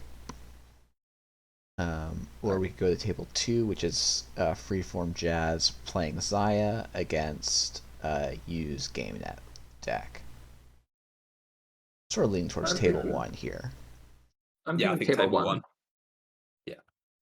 Yeah, Table but actually, Carnage is- the winner of this is going to win the tournament, unless I guess no. Technically, based on strength of schedule stuff, it could get funky, but But I am interested in seeing more of the Loup list. 2, 3, 5, 1, 4. Okay, just waiting on that game to start.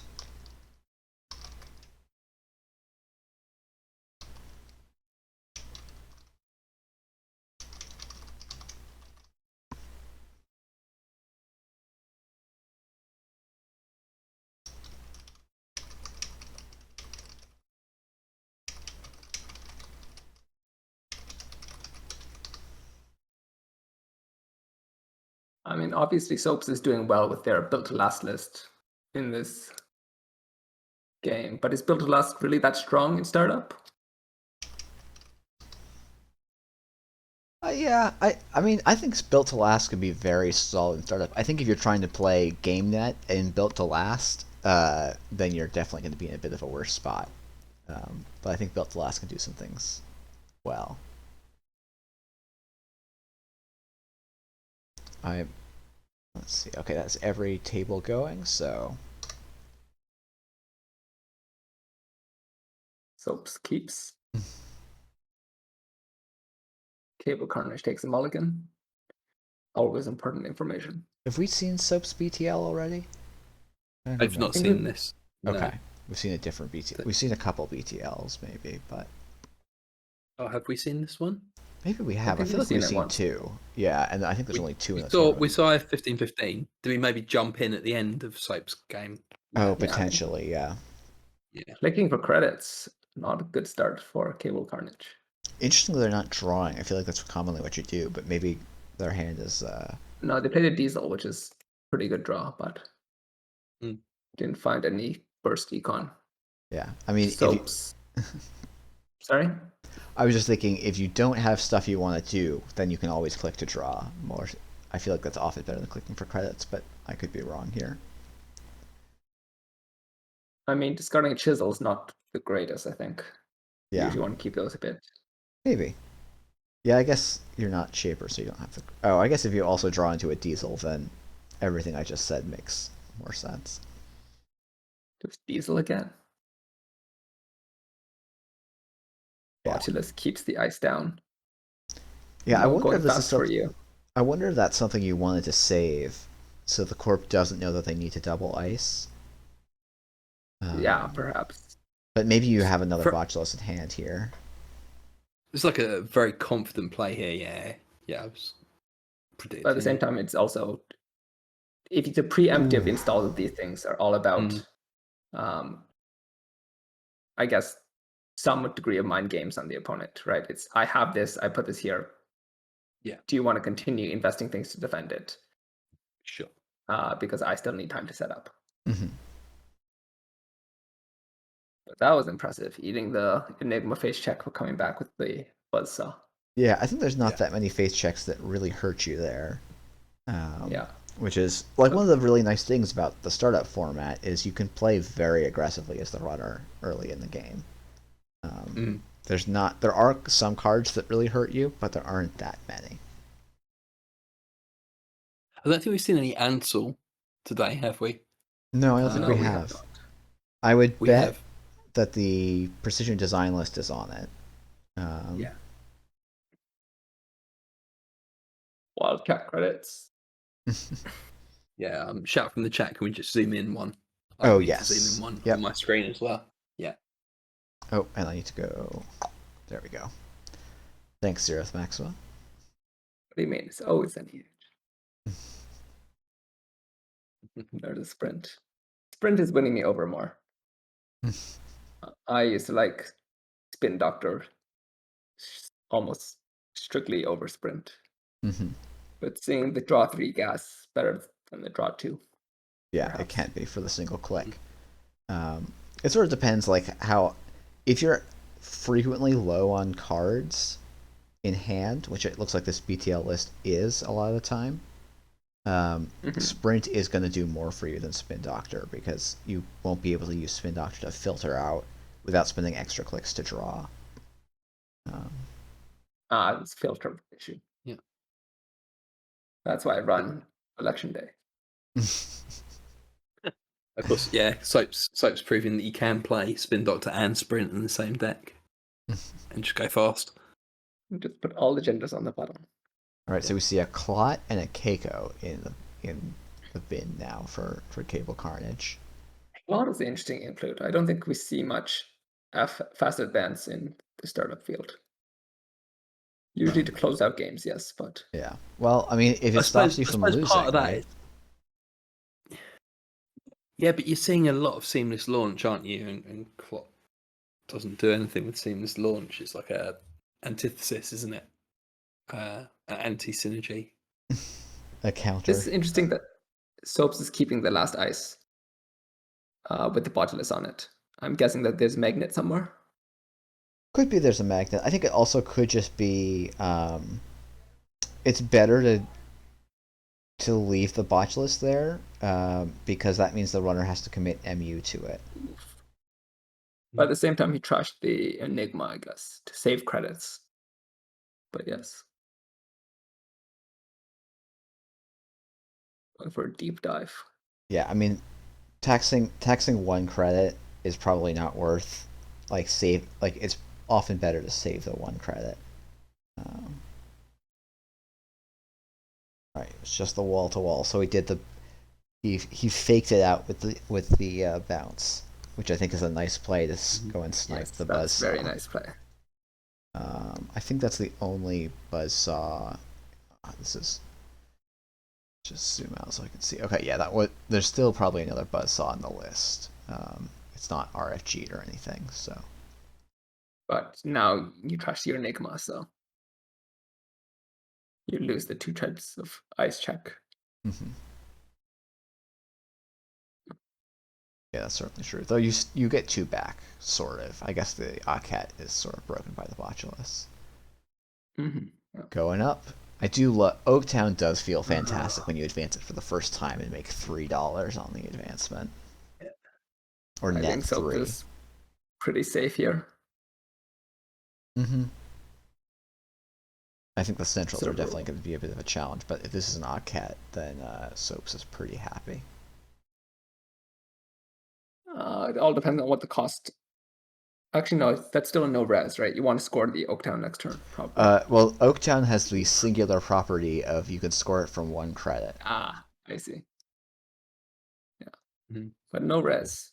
That was a pretty difficult couple of runs on R&D for Soaps there. Yeah. Having hostile ripped, followed by getting the spin dots trashed. It's painful. Mm-hmm. I don't mind trashing spin doctors every so often, because like 2 credits is a not back-breaking for the runner, but it could still slow them down. Yeah. And of course, the spin doctor shuffles back in the spin doctor. Yeah, Like exactly. having it RFG, yeah. Yeah, you basically get to eat up at least 1 spin doctor trigger. But like, is that worth 2 credits? Mm. Hard to tell. Yeah. Ashfire eaten by the chisel. Wall-to-wall trash.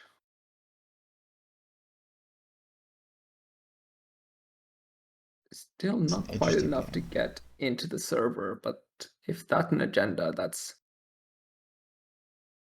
might be a little tough, especially since we know that there's a lucky charm in the list. Mm-hmm. See a mimic. Okay, just gonna mimic our way through. Okay, well, we No, lose 1 click. It's not the end of the second world. enigma.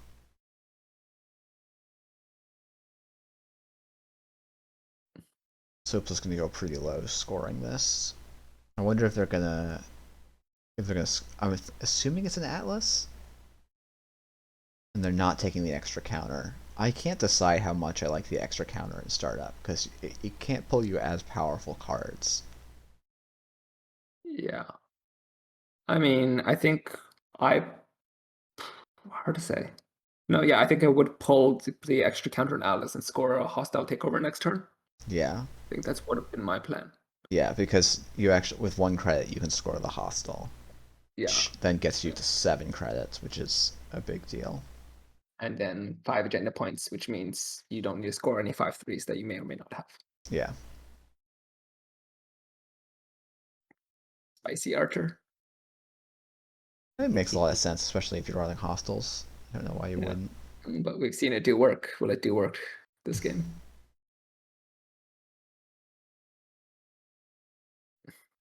Who do you think's ahead at the moment? I feel like Soaps, I think, is I mean, you relatively think strongly. Soaps ahead. I think The Soaps remote. is ahead up until the point where Loup draws their buzzsaw, and then I think the game like just flips in the other direction pretty wildly. But watch as the first ice in server 1 is a magnet.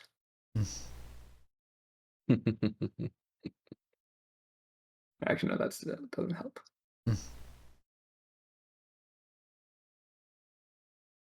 Because why else are they keeping that ice around? That's my question. Because you want to, for exactly turns like this, where the runner doesn't have their MU. So he doesn't get to put down his imp for free.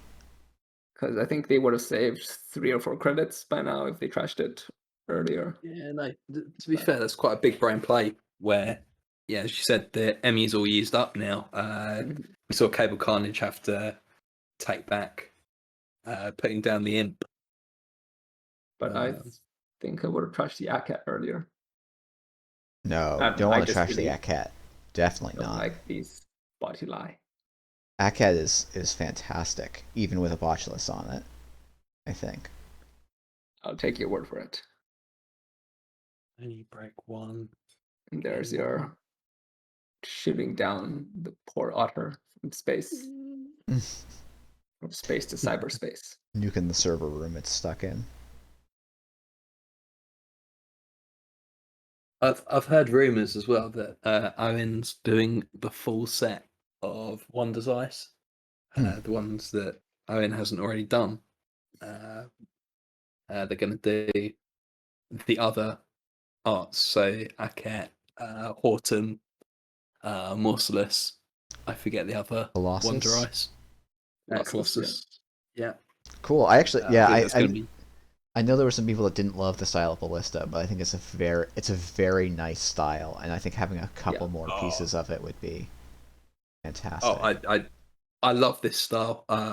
Yeah, I actually talked to Owen about some commission work. I really, really like it, and I know it's not the kind of classic style, but I think it's important to have texture in art style in a card game. It keeps it interesting. Chisel Charm HQ. I feel like Soaps is just windmill slamming everything into the server. And that's probably the last agenda, unless Cable Carnage can get in. Cleaver and Lucky Charm again. Lucky Charm can Cable Carnage get in on 3 credits. Gotta be lucky. So Lucky Charm's breaking the Enigma. Yes. Cleaver. So you Sucker, Mimic, to break the Ballista, you Botulus, Server the Aket. Yep, and just hope the last one is a barrier or a sentry. Yeah. Yeah, if it's Ice Wall. And not a magnet. If it was an Ice Wall, I would expect it to have been advanced before now. No, sure. I'm not sure why. Is it? Yeah, it doesn't make... Soap's only on 4 credits as well. There's, probably a range of ice that can't be rest here. That's true as well. Enigma and Magnet, unfortunately, are not in that range. Though I guess they are in the range that stops them from winning right away. 1 credit. Archer. Wow. That was a ballsy play to keep it even with the body list, I think. Painful. Well, that's why. That's why I got kept. Yeah. Game. Spicy. Good game. Yeah, so like this sort of rush list, I think, can be very solid and built to last, and I think you can't do this in GameNet the same way because you just don't. Your money doesn't come in the same way. Yeah.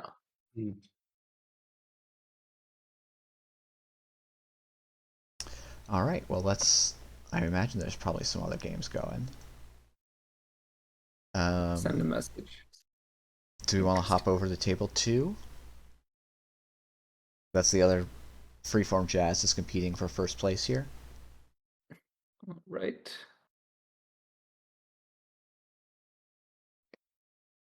We have a rich GameNet, a rich Zahya, and a daily quest on the table.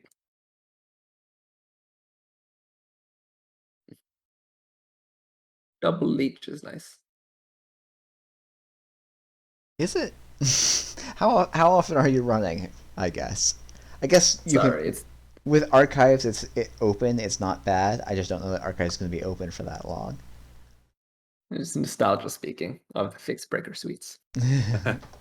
Fair enough. Well, I can't critique nostalgia as my next video is going to be playing Atman Zaya, which is purely because I like Atman a lot, not because I think it's fantastic. Speaking of playing Atman Zaya, would you like to talk about, for those that are watching along on Twitch, that's everyone, thanks for joining, in the middle of the right-hand side of the Twitch panel, there's something called Keyhole there, Sangrin. Oh yeah, sure. Talk about that. Do you remember who made Keyhole? I want to start with that, because that should be some credit. Absolutely don't, but I think it's got something to do with Peach Hack. Okay. But not. Oh, you know what? I can probably just go and look on Twitch because it will tell me.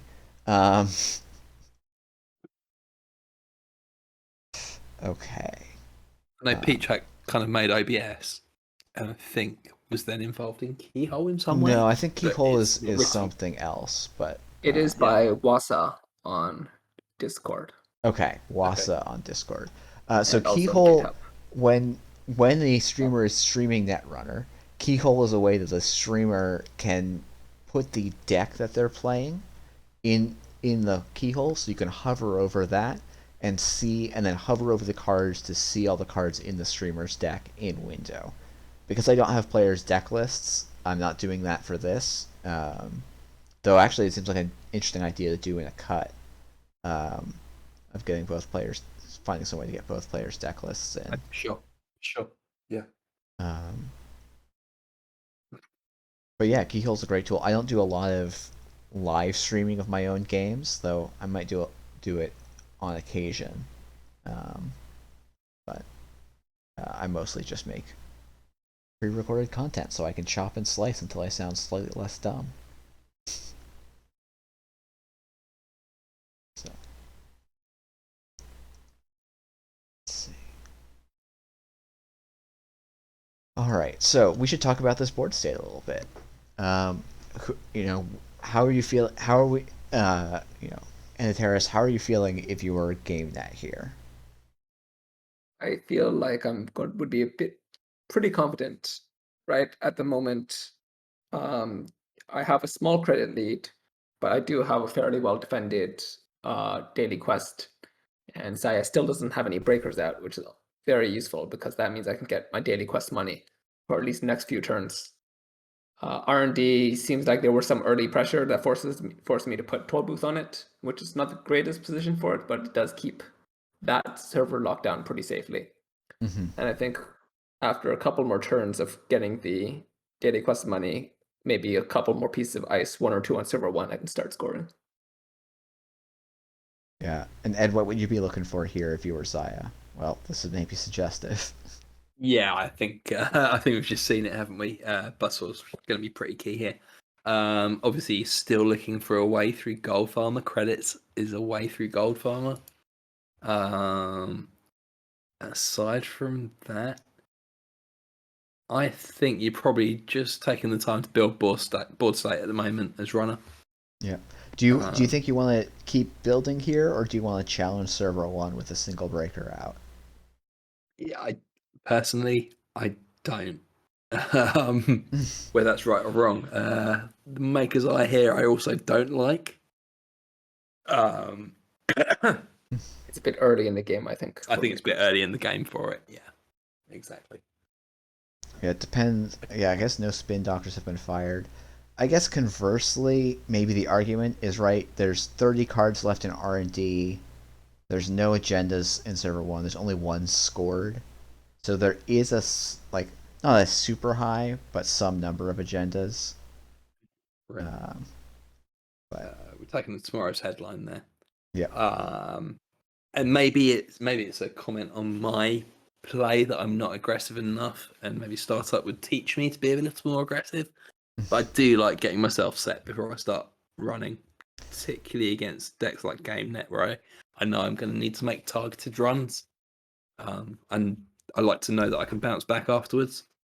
Yeah, it's definitely one of the trickier things with GameNet because against most corps, like the cost to run a server scales somewhat slowly over the course of a game. So like you can set up a lot and be fine, but I think against a lot of GameNet lists, your accesses in the early and mid game are like much, a third to like a tenth, maybe not a tenth, but like a third to a fifth of the cost of what they're going to be in the late game.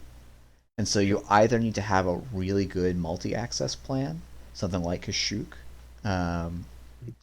or you want to play a little more aggressively because GameNet isn't the best if you can aggressively shut them down. At least in my opinion, but I'm not sure if it's right or not. I don't like this. Why? Oh, sorry. Please. I don't like this ice on R&D.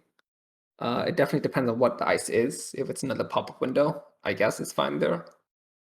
But I'm thinking that I would want to start developing server 1 to start getting some scoring pressure. Yeah, as GameNet here, you're probably looking to never, like, the way they're playing this suggests to me that they don't have any agendas in HQ. Because if they did, I think 18 credits is enough to start scoring. Do you? Yeah, because I don't think you want to just have agendas stashing in HQ forever, because Zahya will legwork or Docklands pass you at some point. Yeah, eventually, yes. But I think I value the bluff of holding on to all your agendas and pretending there's none in HQ. Yeah, I guess I just also think GameNet Ice tends to be cheap, right? Like Gold Farmer and free to play F2P. All right. Are like 3 and 4 credits respectively, I think. Fair enough. Yeah. So you don't need like 18 credits is maybe not quite enough to get you through the whole game, but I feel like it can get you pretty far. And you've got subliminals potentially as well. If you ever ice archives.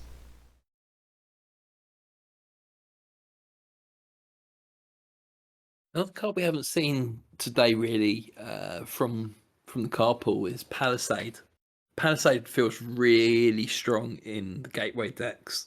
Why would you say it loses that strength when we move to a large card pool with startup? Well, I think part of it is the corpse we've been seeing today, right? We've been seeing a lot of yellow corpse, and we've been seeing a lot of Wayland. And those are the two. Speak of the devil. That's our first one. Absolute soul read. I need to go and play some games. Wow. Yeah, wow. So basically, in NBN, you want Ping and Gold Farmer before you want Palisade in a lot of cases. Sure. Wow, a triple barrier server. The runner's going to go through Also, ping. for 4 credits. Not happy with ping on a remote. In startup, I agree. I actually, I don't know. Startup, having it on a remote can be very nice, I think.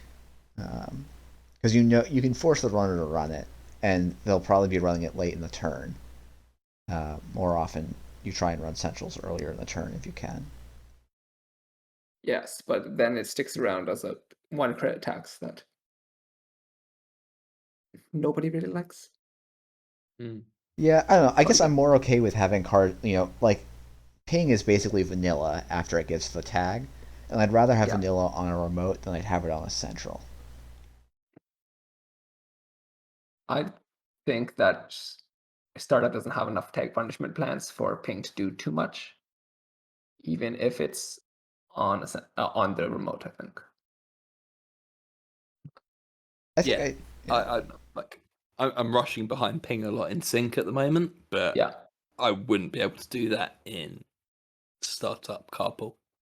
Yeah, I hope they they adjust tags a little bit more, or maybe just print more cards that work with tags in the next set. Yeah. Planogram was a good design. Yeah, and Very. Planogram and Ping are going to stick around and start up, indefinitely. So it's we'll have to see what the rest of the card pool does. It's finding the jailbreak on HQ after 2 agendas scored, say, installed back to back.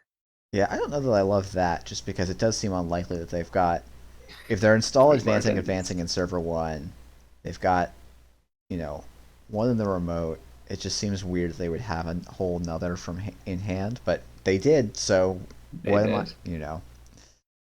I to say? That's presumably 5 agendas out of. I guess they're probably running 10 with this sort of suite. Oh, 2 Bolognas in hand, and they found the sandbox. Oof. Yeah. Is server 1 in reverse to counts? Or is it the 3rd Bologna? So how many points was that? That was 14 points of 18. Yeah. In the first half of the deck. Yeah, that was rough. I realized I forgot to do something that I need to do, which is make the final survey. Let's hop over to table 4. Looks like that's maybe still going on. All right. I might leave I you did guys tell to you leave. that bluffing no agendas in your HQ. It's lots of fun.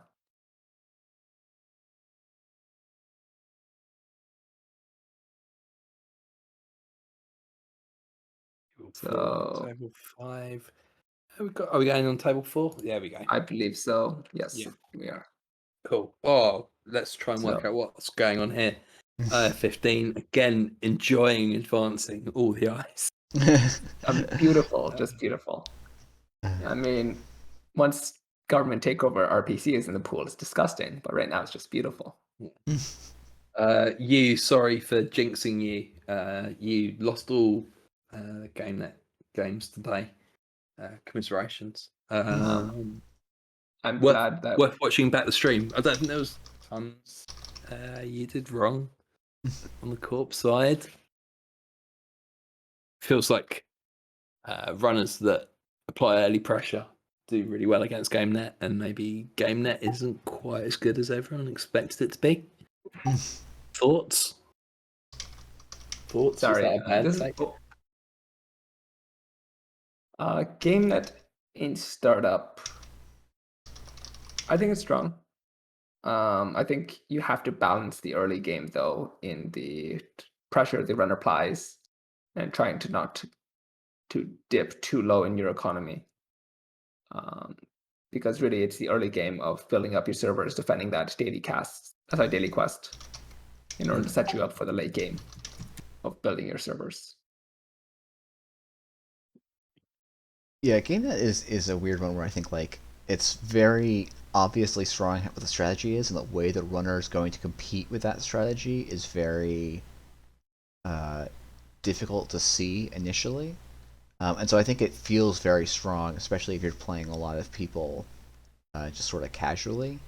But it's one of those decks where it seems a little more fragile in practice than it feels when you're sort of testing it.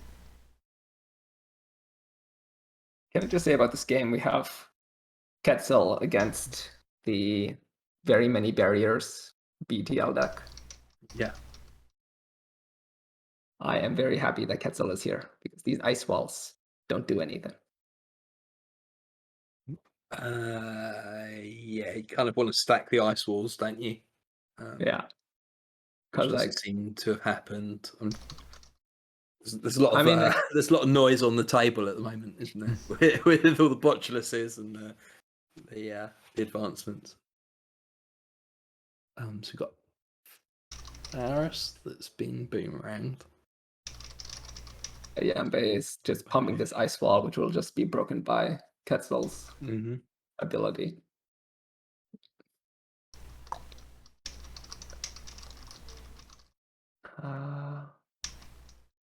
This took a tag.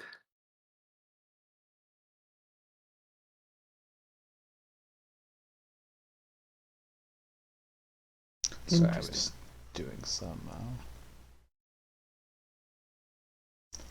Because last turn they used Botulus and their ability to break the Pharaoh subroutines, but took the tag on a run on R&D, it looks like.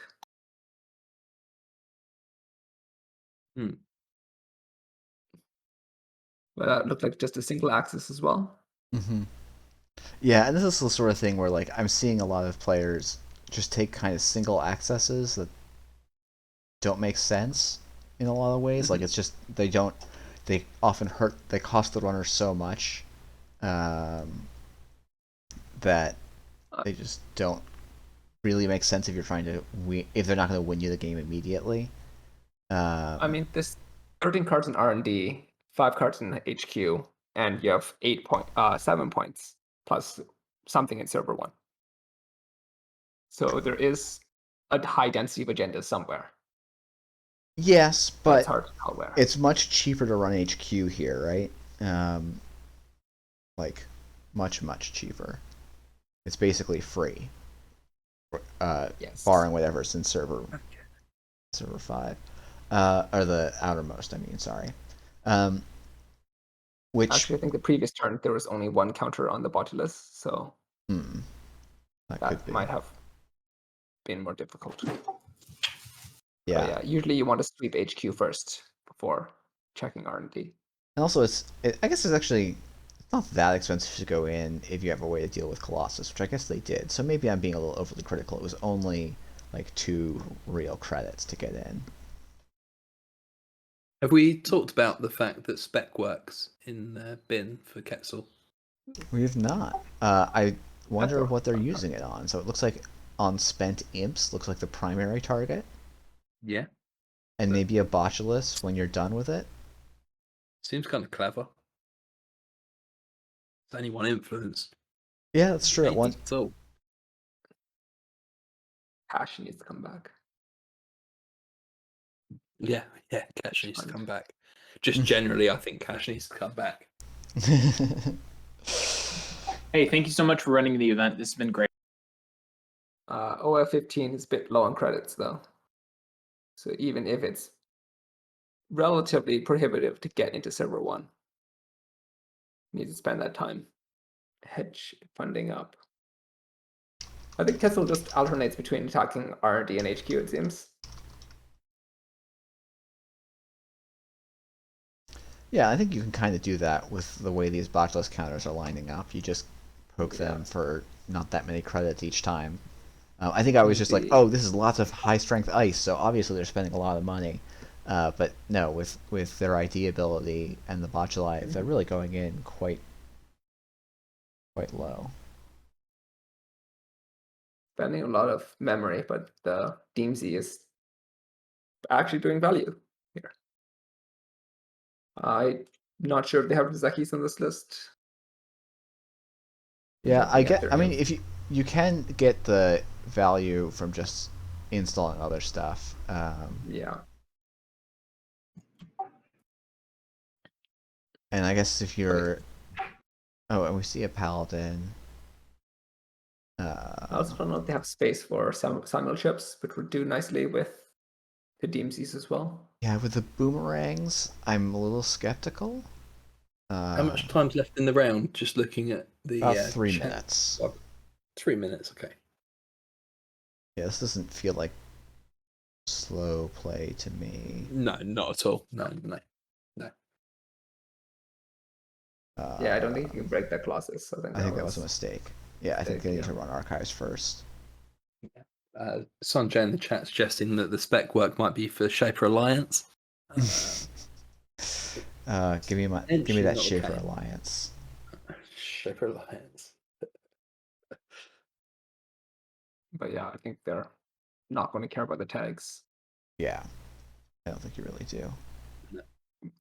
As Corp, do you trash their liberated account? Or do you just let them have it? I think you want to score much more than you want to deny them 4 credits, especially because they are breaking. Yeah.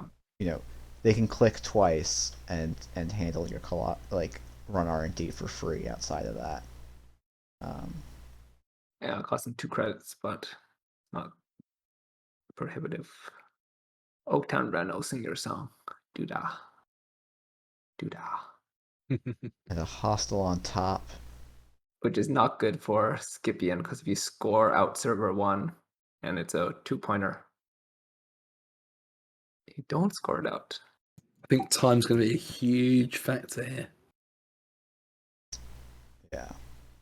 Because the issue is goes archives, right? Skippen gets this, goes to 6 points. Then I think Skippen's going to need to find a way into server 1, right? Yeah. Depends on what's in server 1. Only. Because if he didn't score server 1 last turn. Yeah. Well, maybe they scored server 1. They feel like server 1 is locked.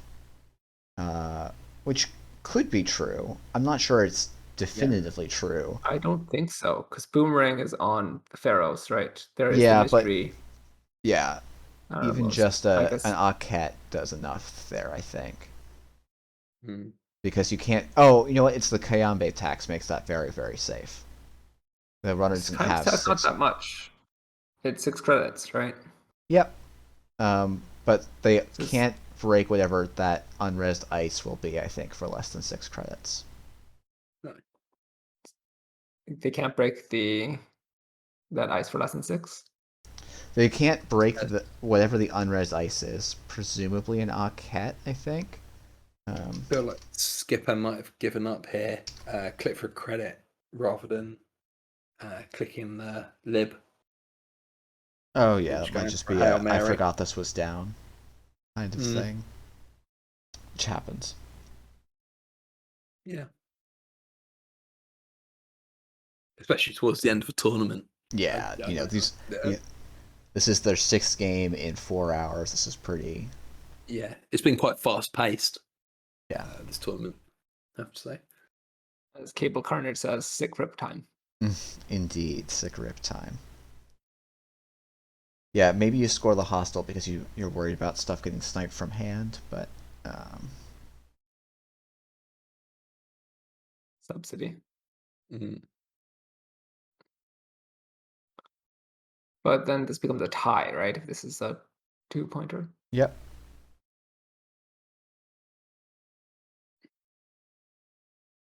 There's a trick of light here. Oh, it's a 5-pointer. 1-pointer. Or it's a 1-pointer, yeah. Oof. Oh. GG's. Wow. Yeah, Divested Trust. I forget. I think I had an article version of my deck building thing, and I had a whole spiel about why Divested Trust doesn't make sense in a rush list, but this isn't a rush list, of course. Yeah. No. Divested Trust works best when you shuffle back your government takeover and then you punitive them anyways. I was just going to say, is that a thing you can do? I think so, because it's technically still was stolen. Yeah, I think you might be able to. Interesting. Interesting. But no, otherwise, Divested Trust it's difficult to justify including in your lists. Perhaps if you have like very strong defensive agendas. If you want to recur SDS drone deployment trashing. But even so, I think Wayland is a bit lackluster in the defensive agenda side of things. All right. City Works project. Just put up the final standings for the tournament. So Soaps gets the win with 5 out of 6 wins, 15 points. Shaper on top. Shaper on Wayland, Green on top. Wayland and Shaper winning this startup tournament by 0.3 strength of schedule. If you're comparing this to a double-sided Swiss, you basically double everything. So this would be a strength of schedule of like 3.4 versus 2.8 to get roughly the same idea. Yeah. And then we've got Near Earth Hub and Zahya, Precision Design and Loup, and then GameNet sort of fills in behind. So, we've been saying GameNet's the top court, but maybe it's not. Or maybe GameNet cleaned up and it's the runner side was let down. But I do like the variety in the top decks. We have. Do you want to see if Sipes wants to jump on and have a? I think they had to run, but let me see.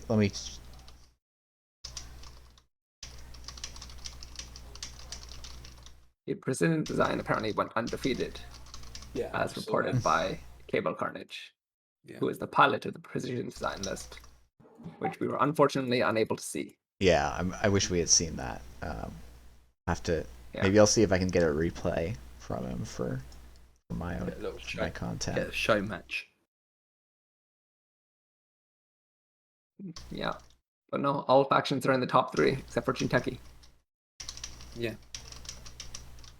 Which, in interest, as you've been saying, is the most powerful faction in startup.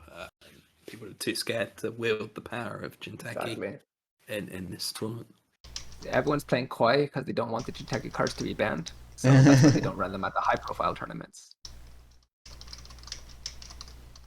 All right, Soaps is around for just a few minutes. Oh, great. Right. So hopefully they will be on in just a moment. Yeah, it'd be good to talk. Questions I'd like to ask are. Their decks seem very different to everyone else's.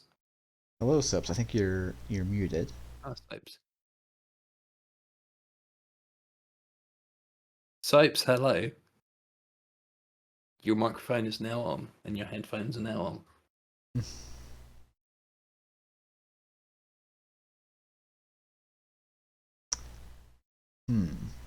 Still can't. Just building suspension. There's so many questions I have to ask. Just Soaps is building tension for the stream chat. Soaps is likely. I don't. They've got push to talk on.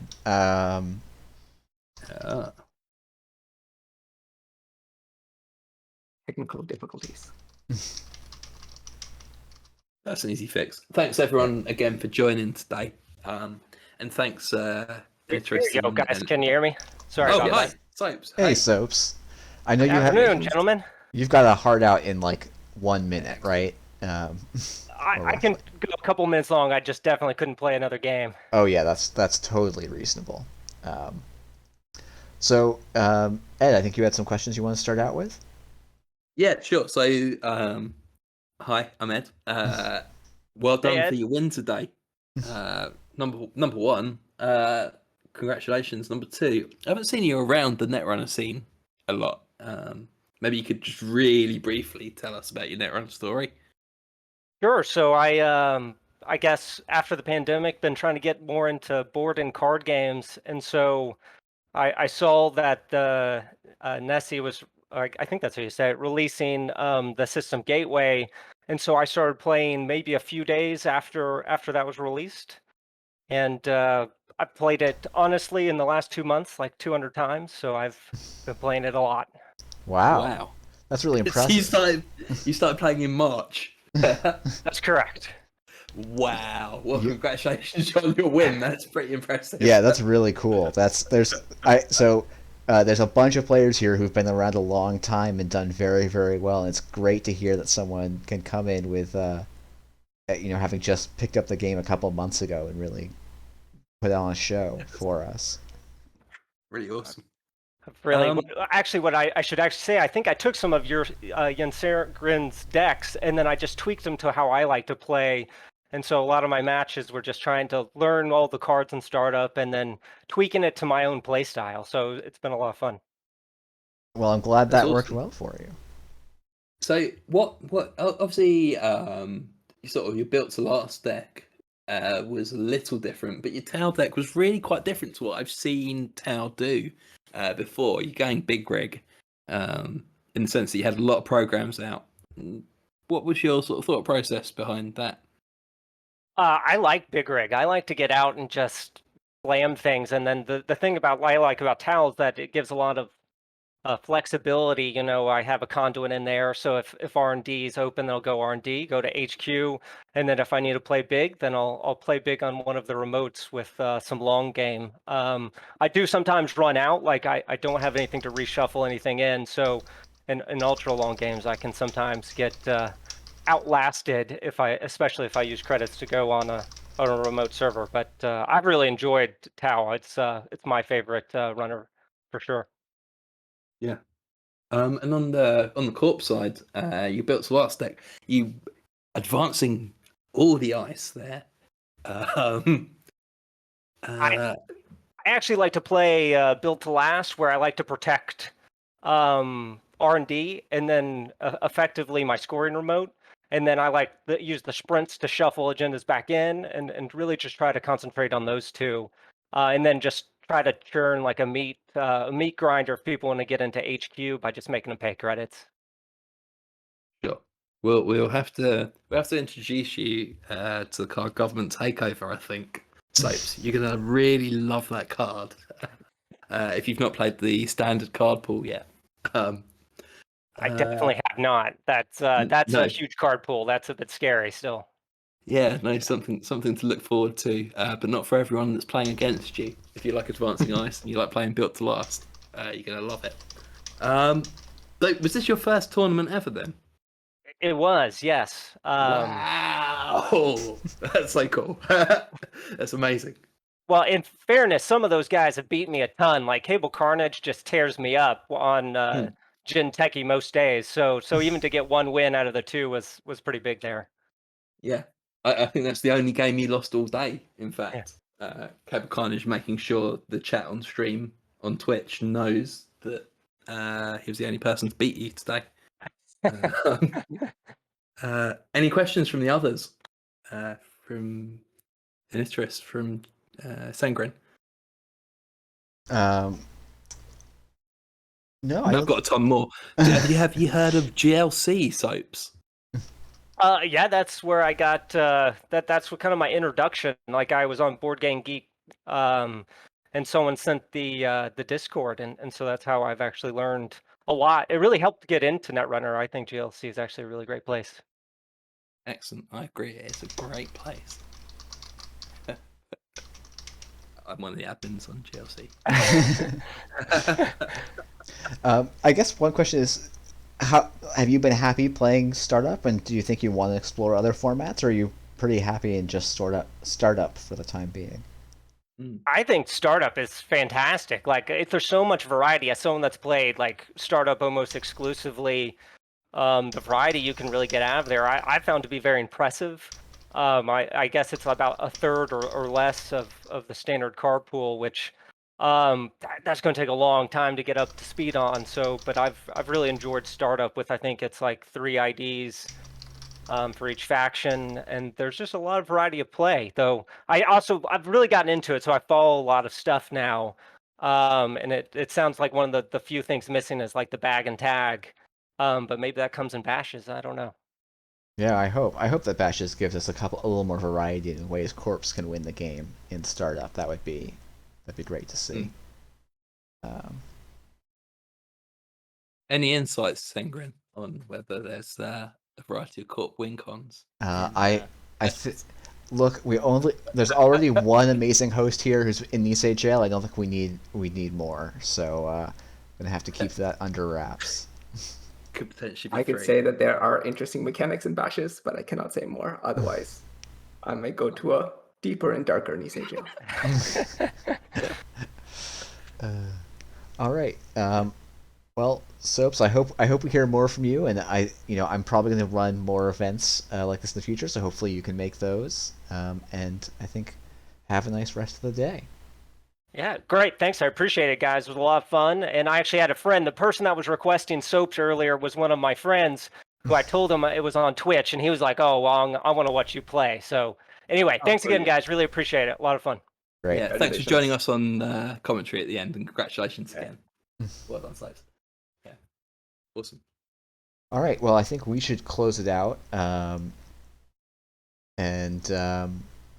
I guess you guys should. I know you guys have some things to plug, so I'll let you plug them here. Do you want to plug first? I don't know. Very well. Then. Should we plug each other's stuff? Is that what we should do here? I can plug Ed. Ed, you can plug Eniteris, and I don't know, Eniteris. You don't need to plug my stream. People are already on it. And if people aren't on Jeff's stream already, they should really check out Jeff's stream. It's a Sengrin on Twitch. You can also see the videos over on YouTube with probably some of the most clickbaity art Netrunner's ever seen. But no, doing regular content, particularly on startup, has been fantastic. It's been something that the community's been asking for. So Jeff, thanks very much for doing that. And brilliant, and sort of taking people through a journey of how to learn to play the game through startup. It's been brilliant.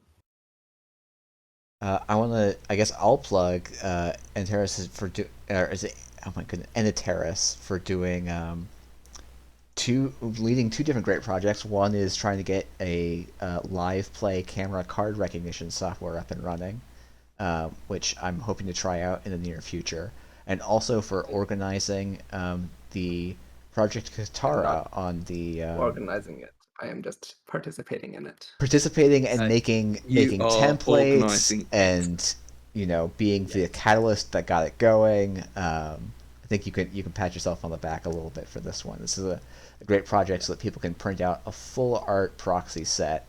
There will be, when I upload this to YouTube, I'll make sure that the link for that goes in.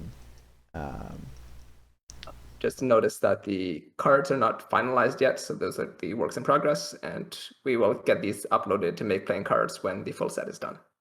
Great. And then, last but not least, obviously, if you're not in green level clearance, I'm not sure exactly how you found this stream, but it's a great place to get. It's probably one of the more active Netrunner communities at the moment, and a great range of content for all sorts of skills and interest levels and player archetypes, I guess. So, but I think that's going to be.